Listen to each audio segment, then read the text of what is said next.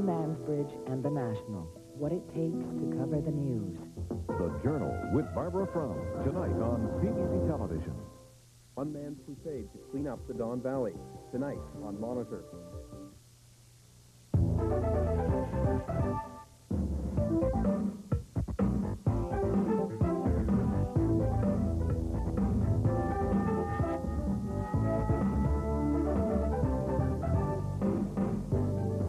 Tonight, CBC at 6 begins its 10-part series, Toronto, The Dark Side.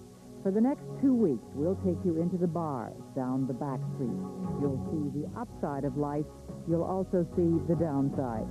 Tonight, we take you inside a shelter for battered women and into a home shattered by violence. That's coming up later on Toronto, The Dark Side.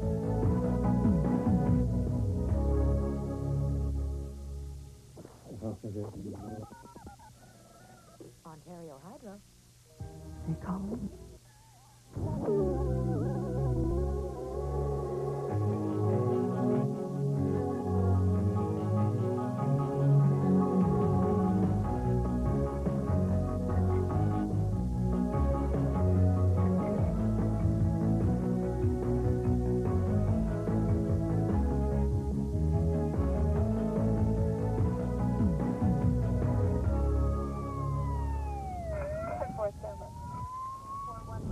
You don't know whether when you get there, if their weapons are still, if there are weapons, if they're going to use them still on each other,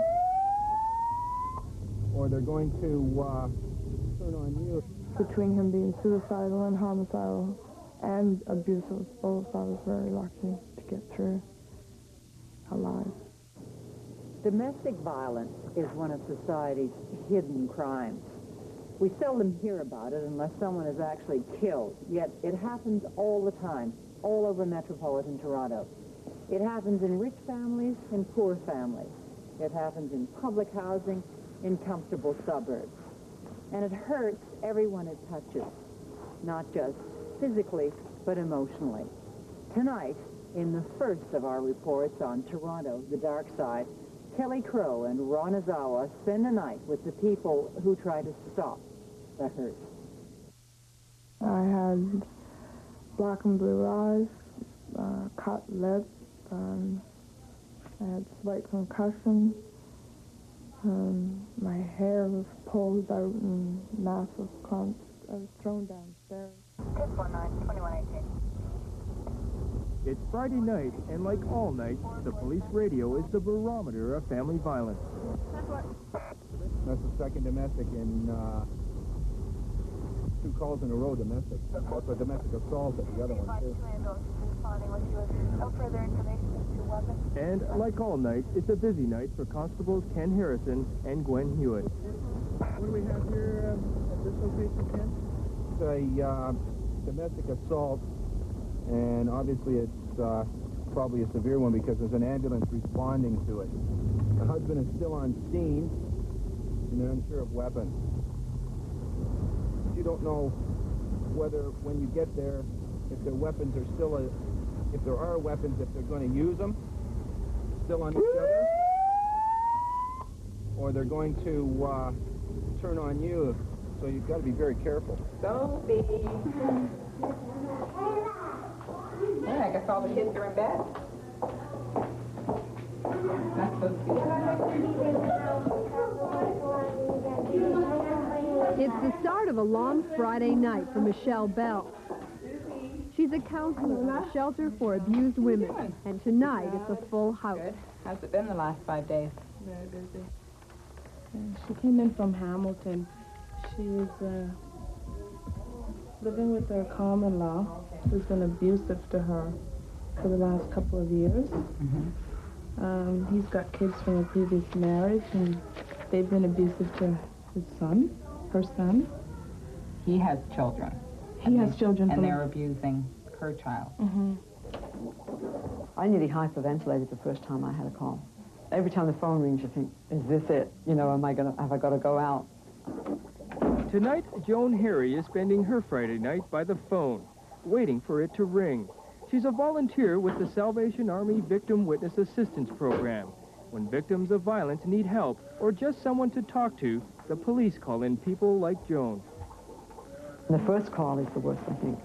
And then if you haven't had any for a long time and then the phone rings and you've got to go out, then it starts all over again. I don't think you ever feel comfortable going out. You know, that it's all matter of course. I don't think you ever feel like that. Because you know that I think you know that someone needs help and you don't know whether you'll be able to do everything for them that you should do. My situation, I felt he couldn't live without me. He needed me. What would happen, I'm more worried about what would happen to him. He had threatened suicide. He had attempted suicide. I didn't want to carry that weight on me if something happened to him. I'm sorry, we don't give out that kind of information. If you could leave a message, and if she's here, I'll get her to call you. Michelle is careful on the phone. The women here are counting You don't on want to leave her. a message? They don't want their husbands or boyfriends to find them. No? We've had situations where... She's not here, so can you leave a message? They called and said they're lawyers. They're, oh, I'm so-and-so's lawyer, and can you put the call through? And doctors and things like brothers, that type of thing. Oh, I'm her brother, and I've been worried about her, and I need to talk to her. You're going to have to say it in English. Oh. Can you say it in English? Yes, okay, Susie. Okay. Okay, spell it for me. Okay. Spell it for me? Yeah. Okay. Can you spell it? Yeah. Okay.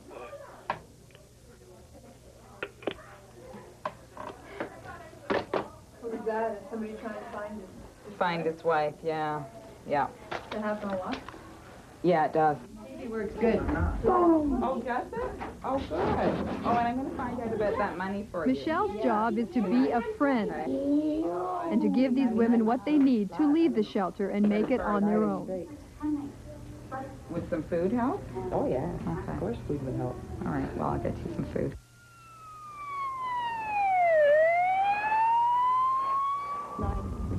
Last year, Metro Police responded to 3,500 domestic calls. And of the 53 people killed last year, 17 were murdered by someone in their own family. This call leads police to a quiet, middle-class neighborhood. You want to talk to us? You want to talk to my partner or both of us? Want to come inside? Come on. Alcohol was related in this one? Yes. Is that common for alcohol to be involved in many of these domestic disputes? I'd say yes. In a great number of them. Yeah. Well, what are some of the reasons why people fight or people end up in situations like this? I'd say the big one's lack of communication and the way they treat one another. It's this couple here are from Africa. They've been in the country 3 years, and they're just, I'd say they're getting used to the American way. They've got the houses there. So he's working for the GM band plant. Well, as everybody knows, the plant's closing down. He's got big stress. They're trying to make it by renting the basement. They have 2 kids still in Africa. They're trying to get over here. And it's my opinion that the woman misses her children, and they can't get it together to talk about it. Alcohol and stress are often factors, but experts say they simply aggravate deeper problems. In this case, the woman's back was injured, but no charges were laid. Just check them out and see if there's anything that comes back on them. Probably a fairly decent guy without the alcohol. Probably. I was terrified to leave him. He always would make me feel like I was doing something really, really wrong by leaving him. I would be doing the worst you could do, was to leave him. But I finally was so physically hurt in this first time that I left him that I just walked away and got help. Kathy! Hi! Kathy comes back to the shelter every Friday night just to talk. She tells Michelle about her money problems, her loneliness, and the memories of her abusive husband. Please don't scare him. That's just a joke. So I had to remove myself still out of my home because I was afraid when he got out in 2 or 3 hours what would be the consequences. Well, what has been the toughest thing you've had to go through, do you think? Was finding a place to live in Toronto after leaving a bad relationship. Was waiting and waiting for a place to live. Then finally getting it, I guess, and all these things that keep happening while you're on your own out there. It's like a constant fight with all the systems, and you gotta work and fight to get anywhere or to get anything. Do you think the average person in your situation is really in a position to do all that? Not really, no. They don't have the strength to do it. So what do they That's do? why They end up people- going back? Yeah, because they don't have the strength to... They either end up going back or end up continuing to repeat coming back to the shelters because it's just too difficult for them to deal with the situation. Or they end up in other bad relationships because it's just They'll so just tough. take any relationship, just... It's been a real struggle to keep on my own and not get involved in any bad... For what Kathy's gone through, I don't know many women that have Kathy's strength. And have you, even with all your strength, have you been tempted to go back and to get... Oh, yes. Yep. With the, I guess, talk of money, I'll give you all the money, everything will be better if you just come back. And so I've thought about it, it's crossed my mind. So what are we doing here now? What's going on? Well, we've got a call to the station for ex-husband or ex-boyfriend through the... Ex-husband threw wife out of house. Yeah. Don't know whose house it is, though. Yeah. So we're going to find out. The constables always walk in cold. They never know much about the situation. This woman is separated, but her husband keeps returning to the home. Can I come in and have a coffee and settle down for a minute? And then we'll take you back to the house and get it sorted out? Okay. We'll take you in here when you take off. Okay, well, we'll sit you down, we'll get some information, and then we can... And I told him he wasn't supposed to be here, and I don't want to reconcile, I just want him to leave me alone. And he just, I smelled liquor, so I knew he'd been drinking, which makes him more violent, like more... Is he violent? Physically or well, he verbally? has been physically violent with me. I never dreamed that a person could be so abusive to myself and to other people, really. You don't believe it. Mostly, I think we don't want to think someone that we care about or have their children is like that. So we tend to be blind to it. Come on, kids, open the door. The woman is too frightened to come back to her home alone. Officers Hewitt and Harrison come with her. It gives her a sense of security. It gives the officers a chance to check out the house.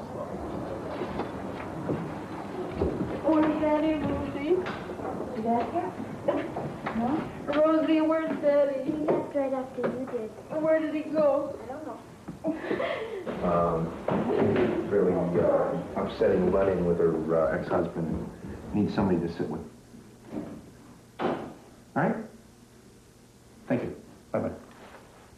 I've contacted the Salvation Army victim witness, and in a minute the phone will ring, and I'll speak to the worker, and she will come over and sit with the family. Joan Harry's night of waiting is over. Yes, it's Joan Harry from the victim witness. Yes, I wonder if I could get you to come out and sit with the lady. Well, he said she just basically wants to kind of talk. She's rather upset. I'll just go in and, you know, if she would like counseling or if she's okay to stay there the night. If she's not okay to stay there, then have to find somewhere for her to stay, whether it's friends or a shelter or something. I'm concerned about Violet. No, I'll try to call her at work, okay? Why?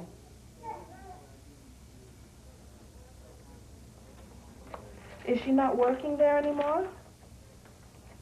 No, it's okay. I'll try at work on Monday, okay? It's okay. Thanks very much. Bye. You think he was lying? Yeah, we've been really concerned about her. She came to the shelter last weekend. He'd abused her, chased her right outside, and she came here. But she was too uncomfortable to stay here, and she went back. We feel that she went back home.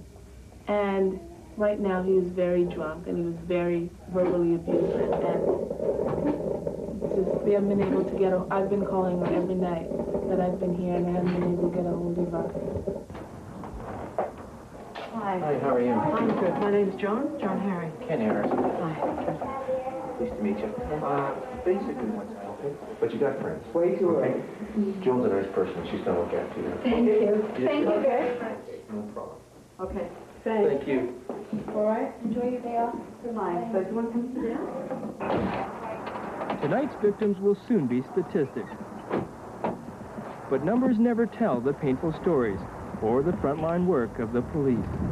It would be nice if we only had the time to spend more time with these people, but we're only trained so much to, we're not psychiatrists and we're not counselors, and take months and sometimes years to put a marriage or a relationship straight again after it's gone as far down as we find it.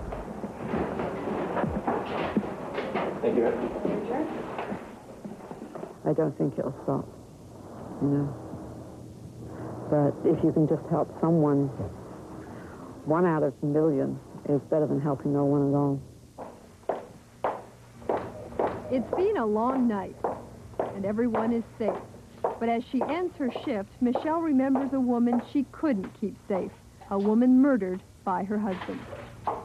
The really sad part about it was that she had called the shelter the night before, and of course we spent time talking with her, but didn't realize, I mean, she was feeling something that night before, that something was going to happen to her, and we tried to help her with that situation, but never realizing that the next day she was going to be dead. So it's really difficult. Some police and social workers say that domestic violence is on the increase. Others say it's just that more people are reporting it now. Whatever the case, it's out there, and no community is immune. As you've seen in this report, there are people who can help. If you need assistance, call the Women's Helpline, 863-0511.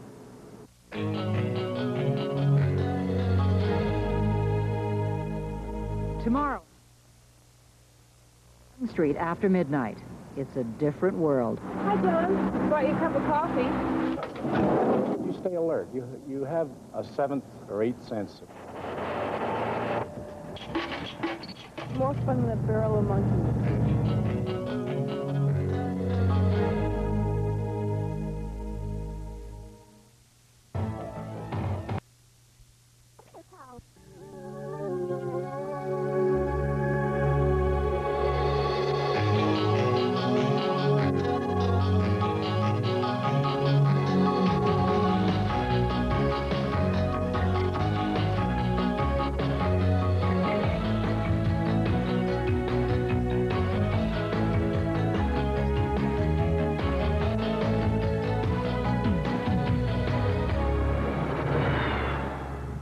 More fun than a barrel of monkeys.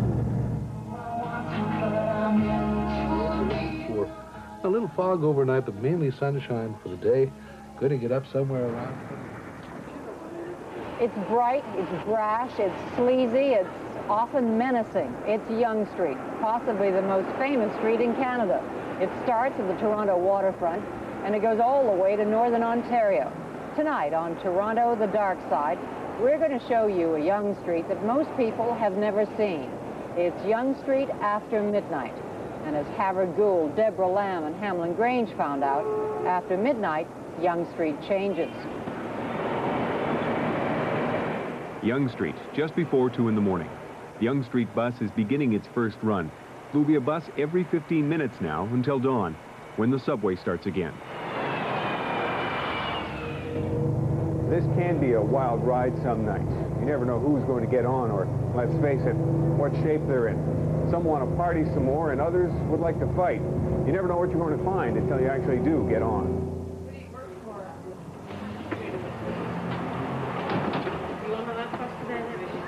Thank you very much. Thank you.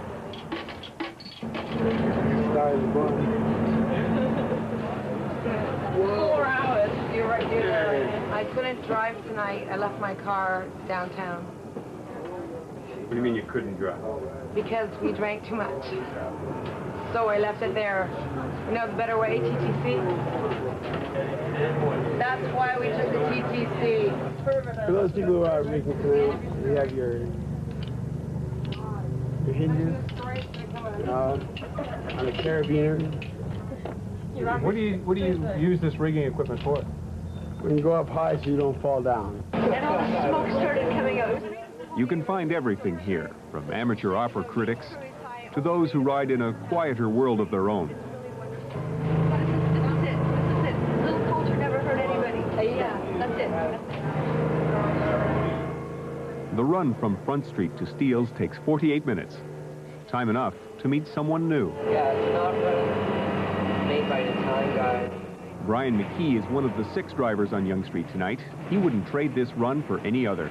Well, at night, you've got more time. It's a little more relaxed method of driving. This night is quiet on the bus, too. But Brian McKee is always ready. There is always the chance of trouble. After doing this job at nights now for about 5 or 6 years, you can pretty well tell with how things are going and how the voices are rising if it's going to get out of hand. If it does, I'll normally attempt to stop the bus and go back and separate the parties. Bye.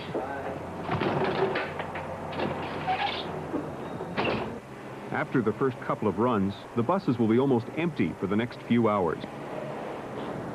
Take the bus to Yonge Street in the early hours, and you won't find much going on. If this is the city that never sleeps, it sure gets quiet here. But on Yonge Street, you'll always find a few people going about their business.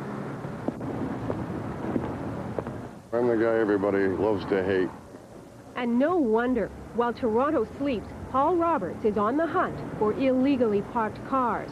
He's been a Green Hornet on Yonge Street for 16 years. He'll leave up to 100 of these surprises for morning drivers. He prefers nights because people hassle him less. Am I not allowed to park here? No, sir. It's a bus stop. Okay, thanks. How about over there? No, that's a bus stop.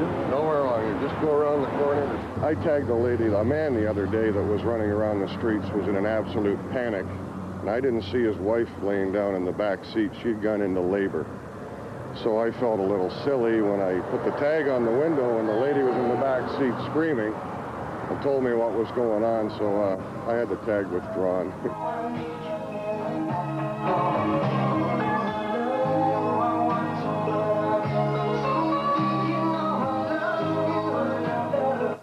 And the music done for us by Genesis here on CFRB 1010, the song called In Too Deep, bringing us to 29 minutes after 1. After 26 years of all-nighters at CFRB on Yonge, Wayne Van Exen calls himself the forgotten man. But he says his listeners are more loyal and more attentive. There's a rhythm and pattern to the night, and he programs to its moods. But you think about your audience at different times of the night. I really believe there's more than one audience. There are really 3. When I first start the show off, I very, very quietly started off here. Can you hold on for just a minute?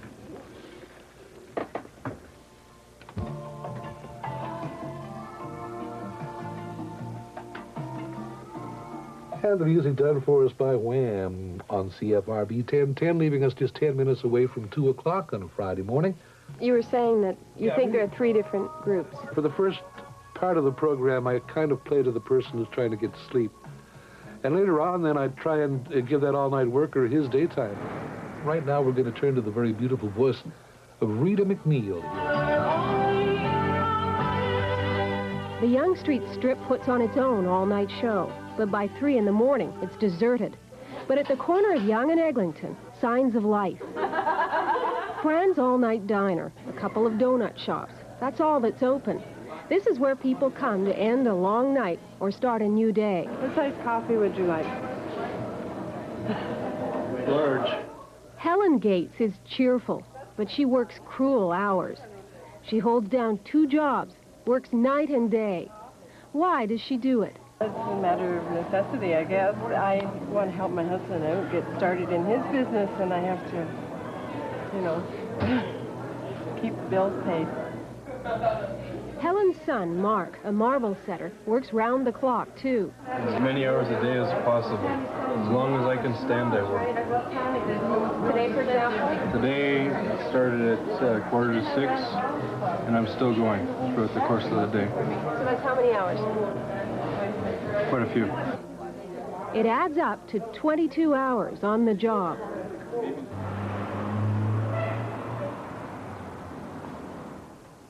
Fran's restaurant plays a part with other night people, too, with hot coffee to go.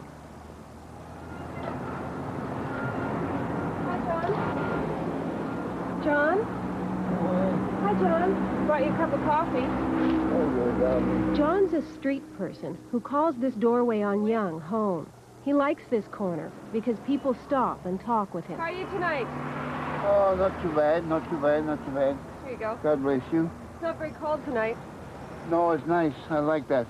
Yeah. That's the good weather for me.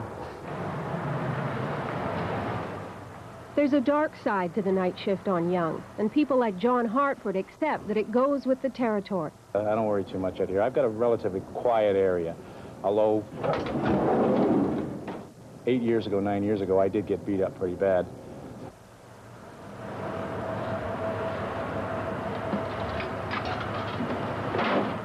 You stay alert. You have a seventh or eighth sense, or whatever you want to talk. I can hear people coming up behind me. You just tune in. You tune into what's going on around you. And hopefully that's pretty well enough to get you through. Besides being the heart of downtown Toronto and the longest main street in North America, Yonge Street is probably the cleanest. In fact, the people who live on Yonge Street and the businesses put out hundreds of tons of garbage every day. And because of the traffic problems down here, the only time they can actually pick up the garbage is after midnight. John Cavaney is one of 40 people who keep downtown Toronto clean at night, picking up things we threw out yesterday, things we'd rather not see today. How much garbage you figure you'd collect in a night? Well, on a heavy night, I get about 1,400 liters. Kilograms. Kilograms. What's that in English? Just over a ton. When is the worst night to pick up garbage for you guys? Well, it's rain. Rain, foggy, slippery roads, lots of snow. Cars are all over the road. And when it's raining? Rainy or snow. On an average night, this truck alone will haul away about 10 tons of garbage. Everything gets picked up, from cabbages to cardboard boxes. Taragrat Saris has been on the night shift for 15 years. His partner, John Raza, has been at it for 17 years. He's used to hanging on to a moving truck while keeping a sharp eye out for the next pile of green bags. Alleys look less familiar at night, and there are things you can't see. What about the smell, John? I mean... you can do nothing. I know, especially summertime is very bad sometimes. Yeah? Because people put oil at some garbage, food garbage, maybe water spill at something and smell very bad sometimes.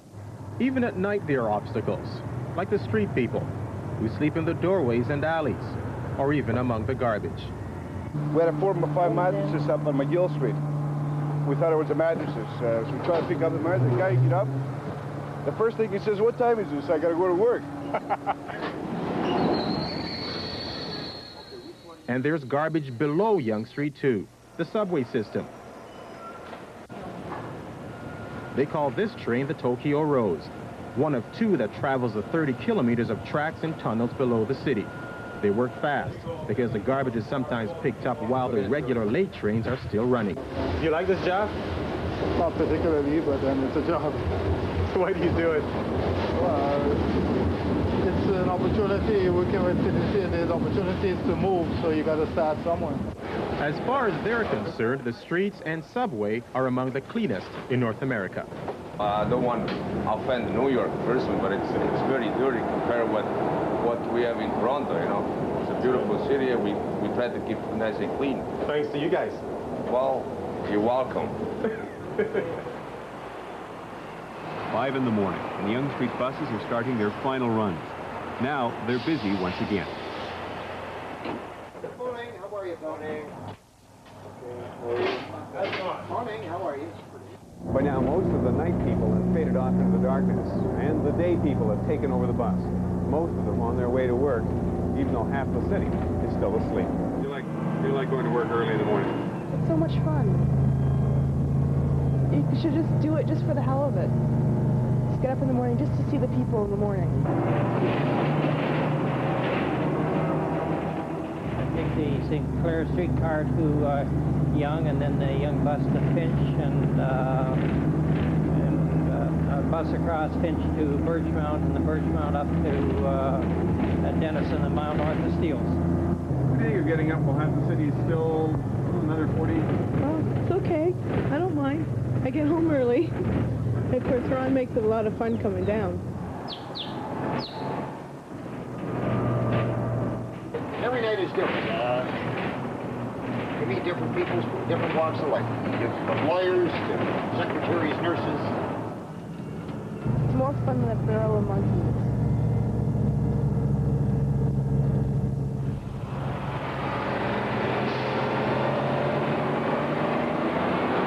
So next time you want to have a good time on Yonge Street and it's the middle of the night, don't forget what you'll need. A bus token, a quarter for the paper, and a buck for a cup of coffee. And don't forget to use the trash can.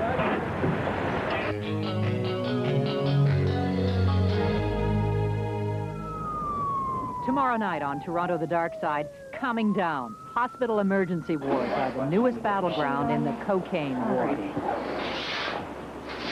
We had a routine drug screen to it without the acetaminophen and the ASA. She has a cocaine abuse, and she's been freebasing, and she wants to kick the habit.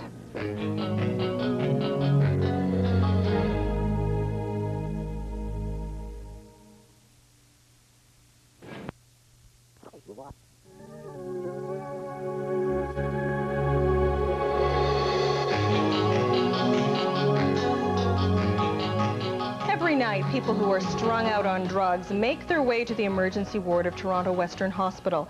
They come begging for help to deal with one of the most addictive of drugs, cocaine or coke. But treatment centers are few, and the waiting period sometimes is 6 months. Tonight on Toronto The Dark Side, Brenda Craig introduces us to people whose lives have been undone by coke, and others who are trying to recover theirs.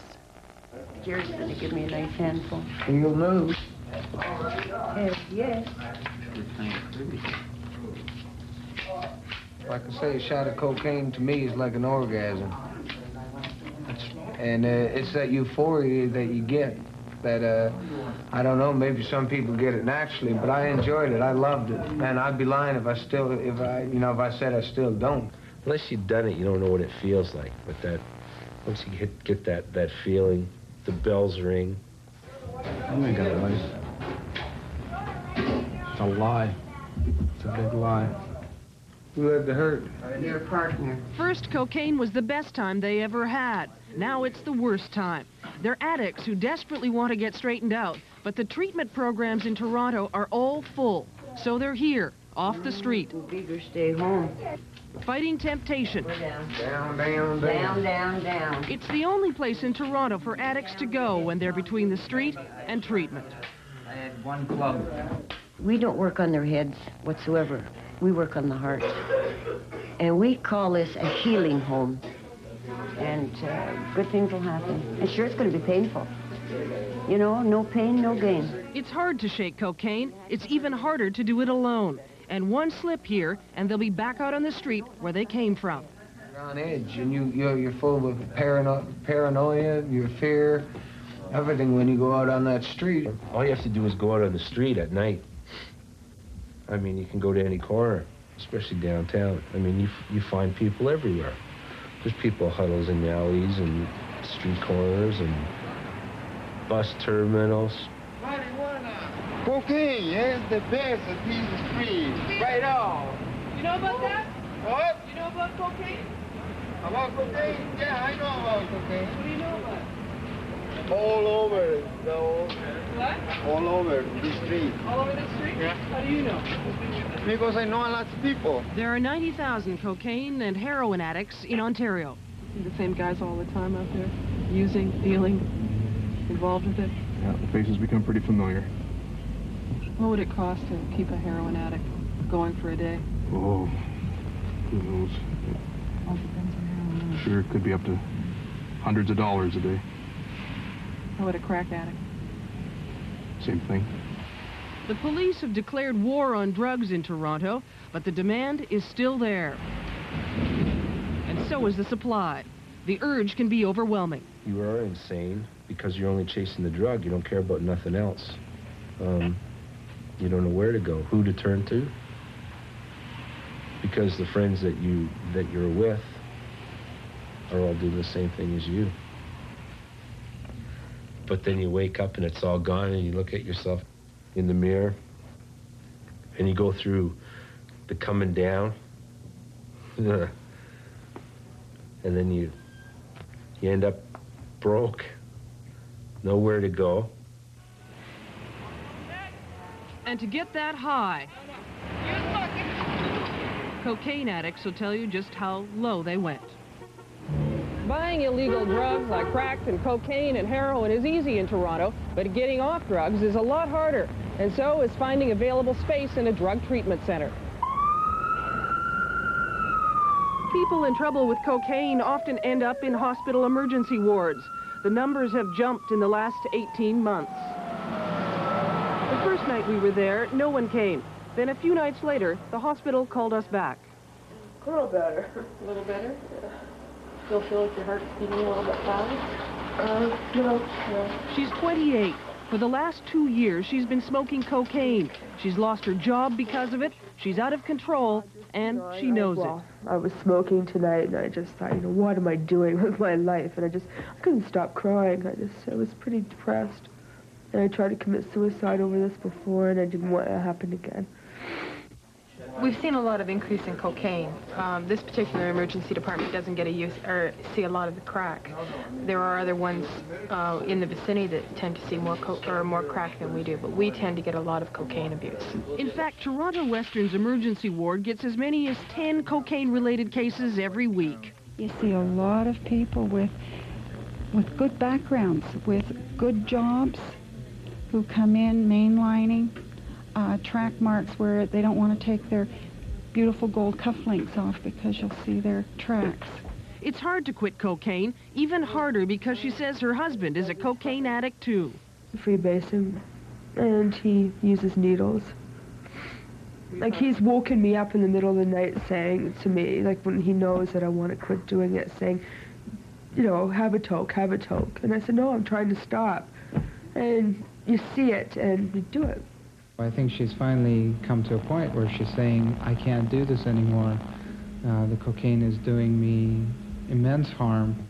What happened to make you say, I've gone too far? I don't know. I just didn't want to do it anymore. I just don't want to do it anymore.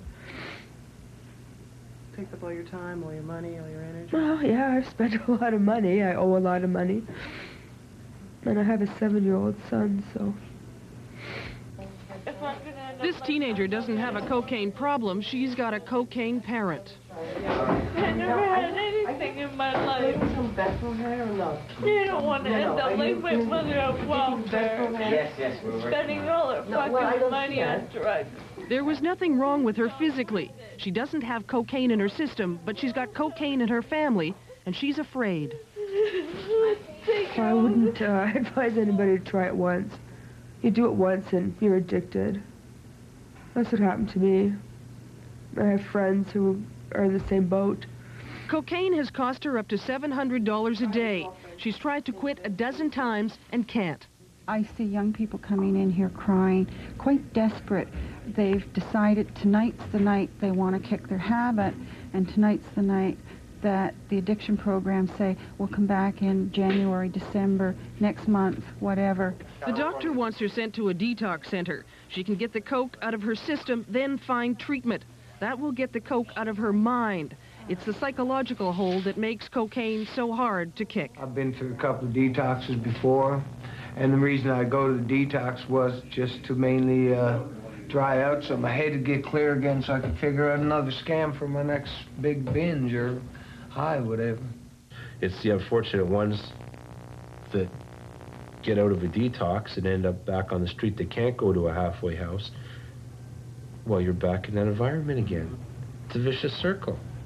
And I quit for 3 months, and then you go back to it, and then I quit, and it's just a roller coaster. It doesn't stop. I'm sick of it. I just don't want to do it anymore, and that's all. Okay, I'll be back to check on you later, okay? Thanks, all right. In the end, all the hospital could do was discharge her. All the detox centers were full. So she went home, back to the only place she had to go, an apartment somewhere in Toronto, back to the urge for cocaine. She was asking for help that night, and that night, there was none. Toronto has now become Canada's cocaine capital. Every night, our police, ambulance crews, and hospitals try to deal with the results of cocaine abuse. Unless a solution is found, we may soon see the cocaine problem reach the epidemic proportions it has in the United States. Tomorrow on Toronto, the Dark Side, being single in Toronto. It might sound like fun, but it can be lonely and even dangerous. It used to be that whoever picked up a girl was like the most successful one, or the prettiest girl, or whatever. But I mean, now you go with a group of guys to a bar and no one has any intention at all about bringing a girl home. In fact, the other guys would look at him and say, "You're crazy."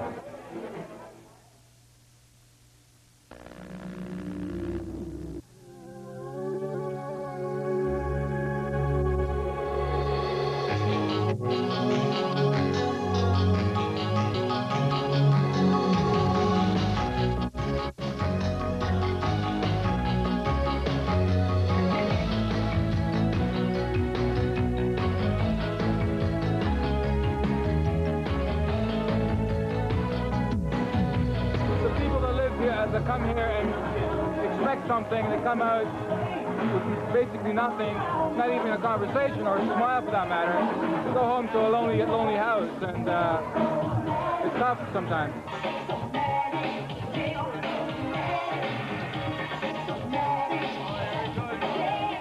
Any interesting women? Yeah. Any that you pursued or made, you know, have you got anything going with anyone? This is the area of Yonge and Eglinton. But for the thousands of single people in the city, it's known as Young and Eligible. It's one of the most popular places in town for singles to meet other singles. Now, you'd think that in a city of 3 million people, that would be easy, but it's not. In fact, Toronto can be a very lonely place. Tonight on Toronto, the Dark Side, Cass Rusi and Paul Hunter spend a Friday night with 4 single people looking for love. It's Friday night in Toronto. Hi, how you doing? Welcome to the Jaguar Club. And we're at one of the many singles bars in the city. It's a different world in here where there are no strings attached. It's a singles bar, obviously. You're a single person. I mean, to be painstakingly honest, to meet the wonderful man, the prince, the horse, the whole thing. But I think while you're doing that, you know it's not going to happen? Tell me, what's the worst opening line you've heard? My feet turn you on. Get out. Did that do anything for you? Clubs like this need to be around in Toronto for people so they can let their, I guess, energies out. They have to tap into something Friday, Saturday, Thursday night. This is a good outlet. People who go to bars are really trying to fill up an emptiness inside them, and they're probably not good candidates for a relationship at that time. A lot of people don't trust somebody and some saw I'm a down-to-earth person. I'll be the first one proud to say that. I like, but I'm not something I'm not. I'm not something I'm not. I don't pretend. The conversation isn't profound, but what do you expect? Wayne Bork has just met Jesse for the first time at a nightclub. Actually, what it is, see, I'm from Alberta. And when I came out here, it was like a big change. The opening chit-chat is friendly enough, a bit cautious, typical, though, of any first nervous encounter at the bar. What's your name? Savannah, hi. How are you? Wayne. I'm a redneck from Alberta, you know. Wayne blends into the bar scene with ease. I'm a people watcher. I like to go to bars. I like to dance. I like to people watch. Coors Light and soda water and a lime twist. He and his friend Nick do the bar scene a lot in Toronto. But the two say attitudes in bars have changed in recent years because of AIDS. When I was young, I used to think about being lucky, but only on a temporary basis. Today's age, today's society, that's plain Russian roulette. It used to be that whoever picked up a girl was like the most successful one, or the prettiest girl, or whatever. But I mean, now you go with a group of guys to a bar and no one has any intention at all about bringing a girl home. In fact, the other guys would look at him and say, "You're crazy." If you go home alone tonight, it's not embarrassing. Not at all, no. We're not here to pick up anybody. No, I know that. No. Yeah. You know, you're like, this what... And more that good time includes going home alone after last call. Bye-bye. Bye. Take care. Nice meeting you. Might see you around sometime in a small world. On this night, that included our friends, Wayne and Nick. Bars are noisy. I think they're unhealthy because of all the smoke. And I think a lot of people there are superficial, and you don't get a chance to meet them and be known very well. The bar scene isn't for everyone. A lot of single people say they've been luckier meeting other singles through mutual friends at dinner parties, during night classes. And it's so noisy that I really don't think that that's a place where you can really talk to anybody and get to know them at all. It's not conducive to conversation.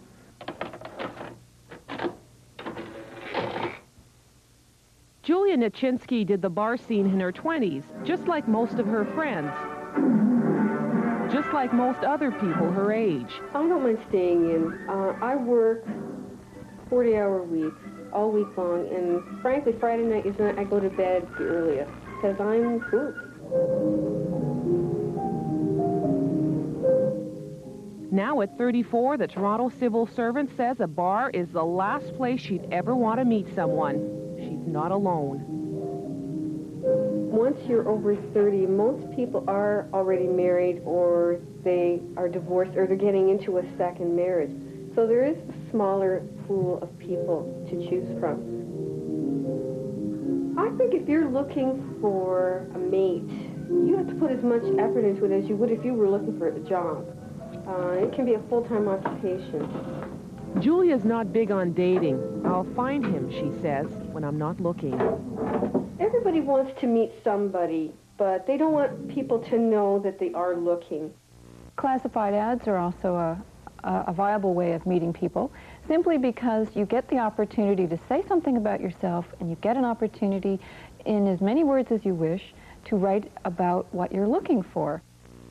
When your opening line is in a newspaper, you can say whatever you want. It's something single people in Toronto are doing more than ever. The number of companion ads in this city is 10 times what it was 15 years ago. Thousands of people a year look for love this way. Okay, well, this is my ad. Brian began putting companion ads in the paper a year and a half ago. This one here? Yeah. Holy cow. It is long, eh? A long relationship had just ended. At 32, most of his friends are married. He doesn't like the bar scene and isn't meeting anyone at work. Classifieds put him in touch with people sharing his interests, anonymously. For that reason, Brian prefers we don't use his last name. Very good looking, fit, seeks adorable woman. I'm happy, professional, funny, down to earth, easygoing, real. I mean, did you sit and think about all these things? No, or? it just pretty much came right off the top of my head. The one advantage that you have in being able to put it into print like that is you have total and complete anonymity. Complete. There's no one friend, there's no one that can ever call you on the carpet by saying, you said this in the newspaper. You know, it's not like my name is plastered all over it. No one has any idea who you are. Brian has had about 600 responses to his ads. He's answered most and met a lot of women, but so far the ads haven't really worked. None of them panned out? None. None. I have met a wide variety of different people in slightly varying age groups, which are very, very bright and very, very intelligent. Your ad sounds too good to be true. You're exactly what I've been looking for. And this is coming from someone that has never met me, but only read the ad in the paper. Is she exactly what you're looking for? Not even close. Do you believe that you can find, through these ads, the woman of your dreams? If you have the persistence to not be disappointed and not to be thinking that this is the one, you know, judging by the letter, this is the one, because I did that at the first. By all rights, the heart should take over when you do meet the right person anyhow. I think what we need to do is to take the initiative. There are a lot of lonely people out there. Somebody has to take the first step. I'm Joe. Hi, Joe. I'm Joe, too. Really? You're kidding. A friend of ours just left, and his name is Joe, too. Would you believe that I'm Joe, too? At a singles bar near Yonge and Eglinton, it's jammed with people meeting people. You like this outfit? Joanne Austin has been single for 10 years, and she comes here a lot. We asked Joanne to show us what a Friday night is like in a singles bar. And what's your name? Gary. Hello, Gary. My name's Joanne. Most nights when I go out, I try to look my best, but there are many nights when I have absolutely no expectations at all. I'm just going out with a bunch of friends and having a good time, and if something comes of it, as those fellows earlier were saying, maybe, maybe not. You come to a place like this hoping you're going to meet somebody, or? No. No. No. No, neither do I, really. Doesn't happen. I mean, I like meeting people, right? But I just like doing what I like doing, and you meet people anyway that way. But aren't you looking for the perfect woman? No, I had her already. She's gone. I don't want another one. Are you going to find Mr. Right, if you will, in a bar? Do you think? I think your Mr. Right is anywhere. He could be over there at the pizza place. He could be anywhere. So I don't think it's really a matter of where you're going to find him. And there's a million Mr. Right. I mean, you only want one. Going out to these places, have you met any interesting women? Yeah. Any that you pursued or made, you know, have you got anything going with anyone? I'm still single. That may be the one thing most people in this crowded room have in common. In every conversation, perhaps the strongest link between people is that they're all looking for one special person. Perhaps they are, but they won't admit it. Why? Why would they? Well, they might just say they're out for a good time. But if they're out on a Friday night by themselves, they obviously don't have anybody to spend Saturday with. Or they probably don't have anybody to spend Saturday with. If I had anybody to spend Saturday with, I wouldn't be out on a Friday night in a bar. I don't think. I think there's a great loneliness factor, and I think it's because we do hide ourselves away. We do seclude ourselves. Yeah. You know, you're like, this. The small talk, the forced cheerfulness, the games people play, the underlying loneliness that drives the single scene. It can be both. You can be out and you can be having really good times with your friends, and then all of a sudden you're in the middle of a crowd and you can feel really lonely. The people that live here, that come here and expect something, they come out with basically nothing, not even a conversation or a smile for that matter. You go home to a lonely house, and it's tough sometimes. It gets lonely, doesn't it? We don't want to leave you with the impression that it's impossible in this city to find a loving partner. There are 500,000 single people in Toronto, and everyone you met here tonight still believes that there is someone out there for them.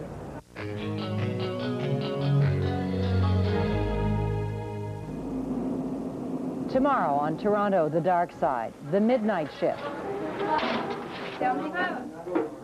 While the rest of us are sleeping, who's doing the dirty work? Every day, gum and paper. It's a dirty job, telling the truth. And, but some of these people, they have no other choice.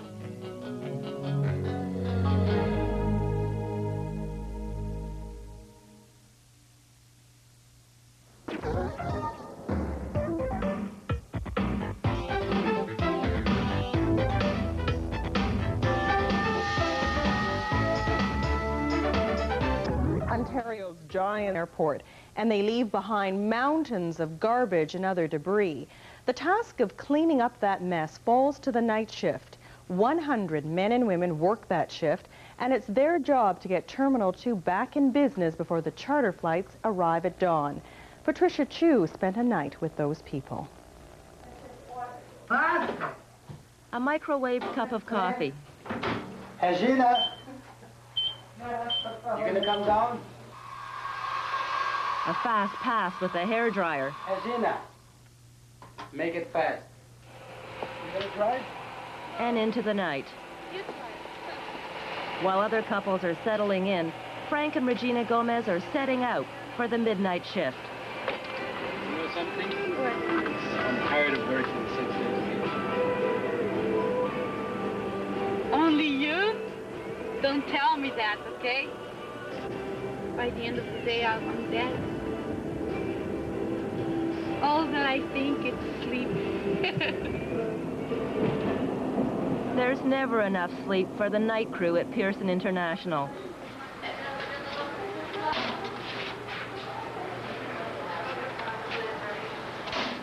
In a back room at Terminal 2, the cleaner's day has just begun. Nasib Korpada. Frank is the night supervisor. His father, Manuel, is his right-hand man. You got ID? ID? 19. Gorbachan. Okay. 17. Mondi. 16. Regina is a group leader. She's in charge of doling out supplies.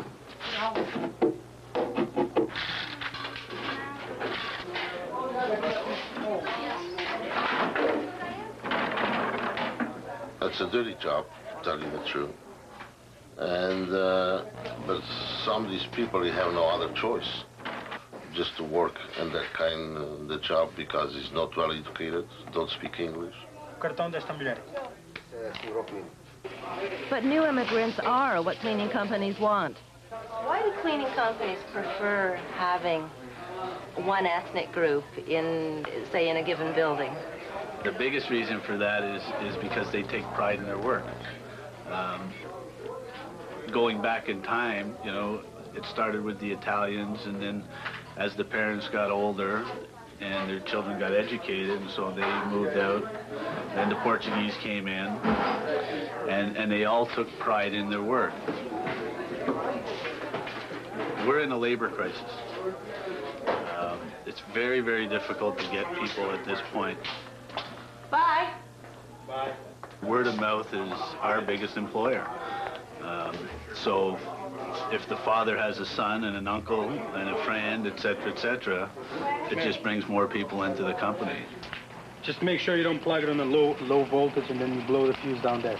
Frank is a second-generation airport cleaner. He started here when he was 15. What made you think of coming to the airport? My mother brought me here.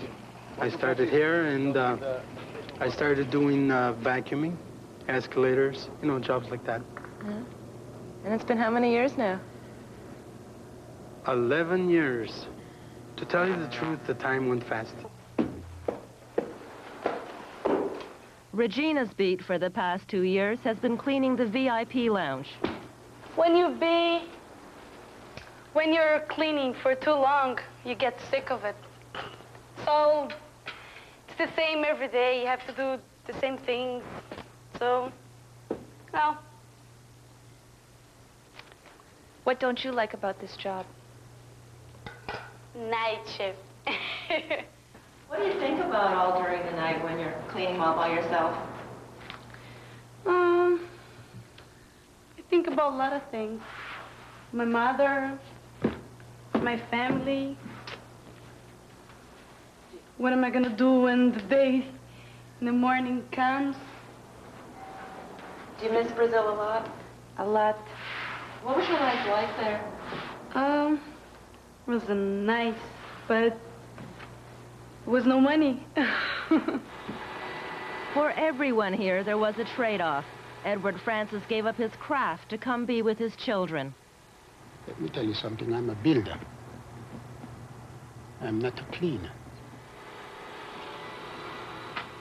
You leave your country and you go to another country, you do something to get money. You don't want to steal, you don't want to beg, you don't want to go on unemployment, you don't want the government to support you, you want to support yourself. I don't really been an immigrant here because I want to run away from my country. It's because I have children and grandchildren here, and I want to come here legal. The first break of the night, Frank and Regina are inseparable. Regina. Ever since her first day at the airport. Regina. Why don't you talk on the phone, man? I'm so tired. You're tired. Yes. And I'm half dead. I was working by the white counters, departures, and he came to me and said, "You want to marry me?"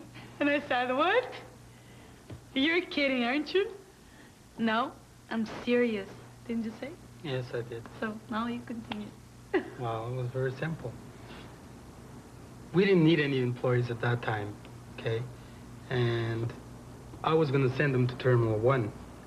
But then when she walked in the office, I changed my mind. You know, I took a look at her and I said, yeah, my wife is there, and that's the person I'm going to marry. Yeah. And then, well, she didn't like me at the beginning, but it all got better. Day after day, fighting after fighting, you know. She finally gave up. To passers-by, a cleaner's job is pretty simple. Punch in, push 'em off, and punch out. But in truth, their lives are as stressful as most white-collar jobs. That's a heavy job, not just for the men, for the women too. Cleaning involves a lot of things, you know. It involves every corner from the ceiling to the floor. Every day they said, second floor. Every day gum and paper. What are you checking here? The cleaners that clean the corridor from this end all the way up to Module D. Up to where? Module D, it's about probably half a mile. Half a mile. And they do all this in one night? They do this in about 45 minutes. How many people? 5. In 45 minutes? Yes. If the work is too hard, they usually end up quitting, or we're always mainly short of people most of the times. Do you ever have people all of a sudden get sick or get injured on the job? Yes, people that usually slip when they're stripping floors. And it's very easy, like me and you can slip on the floor, and from 1 second to the next, as soon as they slip on the floor, they're down.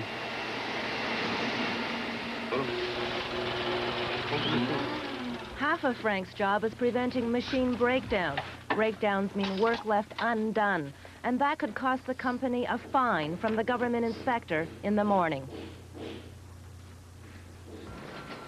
Sleepy? Lunch break in the pilot's lounge. I'm so tired. You are? I'm so sleepy too. Working with the kind of schedule you do you have any time for social life and friends? Yes, sometimes we do. Not too often, though. Once a month? Well, don't put it that way. Well, it is. What are you talking about? We go home, No. we clean the house. By the end of the day, I'm dead. The only thing I want is sleep. When you do have kids, would you like your kids to follow your footsteps here at the airport? Would you No. like them to do what you're doing? No, not. Never. I think there's a lot of better things to do than cleaning at the airport or cleaning anywhere else. You know, it's a job that you have to do, but if there's something better, then you should take it. At 4 in the morning, there's an eeriness to this huge terminal. There are no voices, no distractions, no movement. The silence is like a blanket. For a cleaner alone at his or her post, it's the darkest hour. Unfortunately, we can't let our cleaners have any communication with the passengers or the people in the terminal, and there's a couple of reasons for that. One of our cleaners found a bag, picked up that bag, put it on his cart, and was taking it to the RCMP. Well, in the process, an RCMP officer saw it on his cart and I guess charged the man for trying to steal the bag. Hi, Mr. Rye. How you doing tonight? Almost dawn, but there's no letting up. Still 6,000 square feet left for every cleaner. You're pretty lively for 5 in the morning. No, Huh? always happy. Always happy. Oh, yeah. Anytime. I am always busy, every job ready to do. It's late now, eh?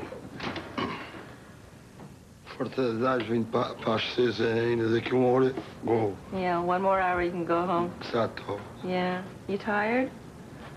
So ik altijd speed, maar vuur, mooi dat. Do you think the night shift works harder than the day shift? Of course, the night shift got lots to do because you got to get everything clean and good. You getting me?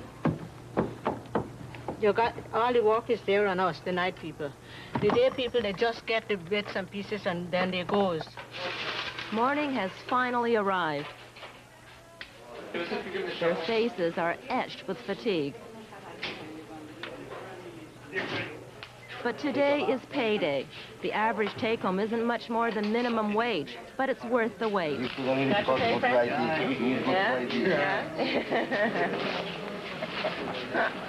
Inspect the carpet here, and then also the washrooms. Even before the night crew is out the door, the government cleaning inspector is on their heels, looking for evidence of careless work. And what are you looking for? Well, the cleaning they did last night to make sure they were doing the cleaning according to the contract. And what is that? How good does it have to be? Well, it has to be pretty good. Yeah? Yeah. Spotless? Yes. With such high standards, there are bound to be complaints waiting for the midnight shift. But that's tonight's problem. Now it's home and bed at last. Yeah, you're going to sleep in the morning, no problem. I hope so. I'm not going to go to the bank. Come on, let's go. It's a non-thankful business, and that's unfortunate because these people work very, very hard, and they work day and night, and they work every day, and I think they deserve a pat on the back and a little bit of respect that they're not getting. Some of the people you have just met could be out of work by the new year. That's when their company's contract expires, so their futures are uncertain. On Monday on Toronto, the Dark Side, the homeless. It's the story of the Salvation Army's efforts to help the poor, the alcoholics, drug addicts, and the mentally disturbed. Hello? Hello? It's the Salvation Army. That's Monday on Toronto, the Dark Side.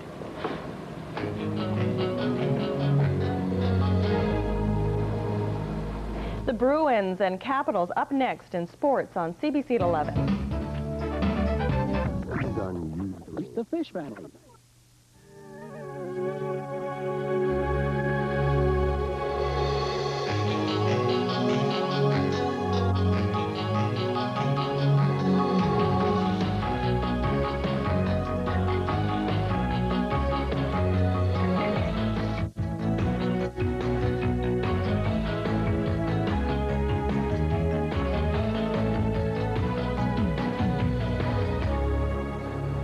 Hello? Hello? It's the Salvation Army. I'm keeping the peace. God bless you, Oliver. Bless your heart, too. Okay. Love Take care. You. Have a nice day. Take care. My angel. How are you? So right. You look wonderful. On the dark side of Toronto, of any big city, are the homeless. Here, an estimated 15,000 men and women moving about in a twilight world of park benches, alleyways, and shelters. Theirs is a world of drugs, alcohol, confusion, and fear. But they're not alone.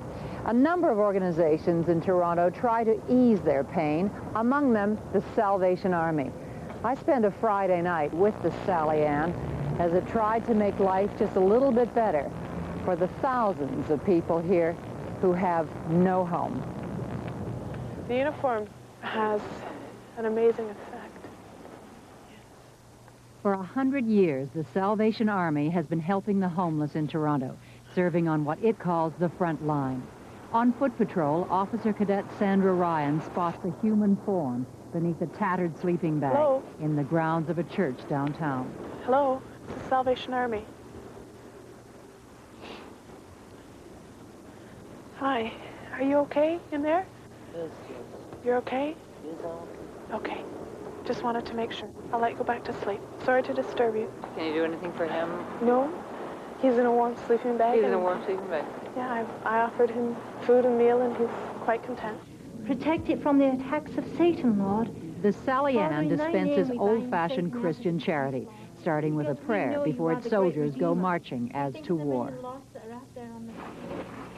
Every weeknight, they go out in a van offering hot soup and tender loving care to people who see little of either.